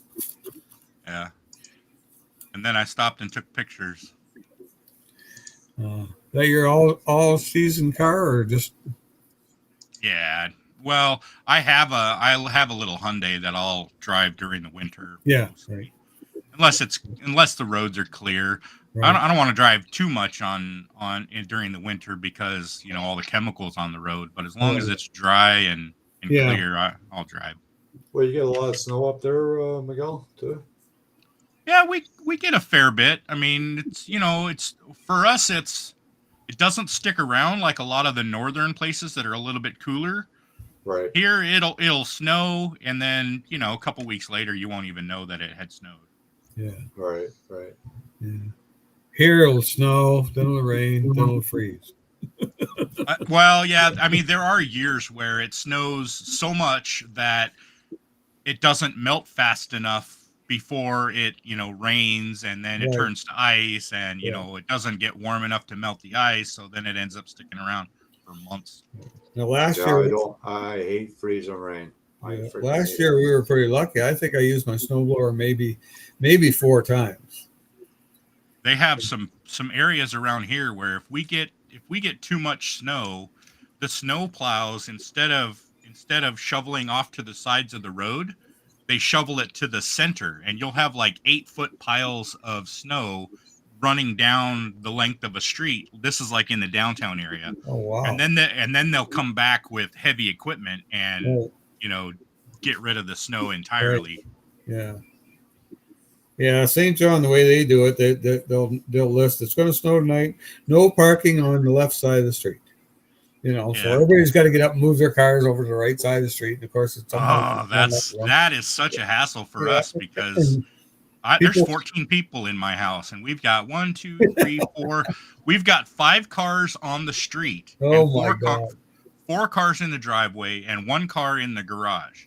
So we can't get off the street. Yeah. Now they don't say no parking on the street, you know, but it's just common knowledge that if you're parked on the street, they can't shovel it as well as they might. Right. So they can't scrape it as well as they might. So we end up getting our cars buried in, you know, a 2-foot bank of ice and snow. And then it becomes a hassle for us to try to get in and out. Yeah. St. John, if you don't move them, they tow them. Yep. Yeah. And people get all upset because they towed their car. But see, in St. John, they'll tell you to go park in the parking garage. You know, because there's parking garages. So they can go park in there overnight, but they have to have their cars out by 7 o'clock in the morning. You know, so that's because the people coming to work want to park in those garages. Right. Well, guys, I'm gonna shut it down. Yeah. Okay. Good enough. Well, thanks for No coming. problem, Joe. And we'll see you tomorrow. I'm not sure yet. We'll see. Yeah. Okay. Thanks for coming, and everybody in the chat. Thanks for showing up. I really appreciate it, and we'll talk to you later. Yeah, I'll have to get a link to your site there, Nice. Julian. It was nice to meet everyone. Nice to chat with you all. And chew the fat, as they say. I'm going to be posting a lot of this print stuff on my website. So if anybody is interested in that, scaleautogarage.com. Was that a different one? Yeah. Just a minute. I'll find a pen for that. Take care, all, and thanks for the invite, John. Okay. You take care, Miguel, and you take care, Steve. Bye, Julian. Yeah. Bye. Bye. It's just scaleautogarage.com. And I'm posting like some how-to stuff. I got a page up there for all of John's how-tos and good. Yeah. Stuff like that. Yeah, I see John Floss. You want to post the links in the chat before I close it up, Miguel? Somebody in the chat want to check it out? I'll do that. Give me 1 sec. Okay. Yeah, I'm going to get back to you on that Ford cab mount. Okay, guys. Thanks a lot. All right. We'll see you later. Guys later. Right. Cheers, everybody. Yep.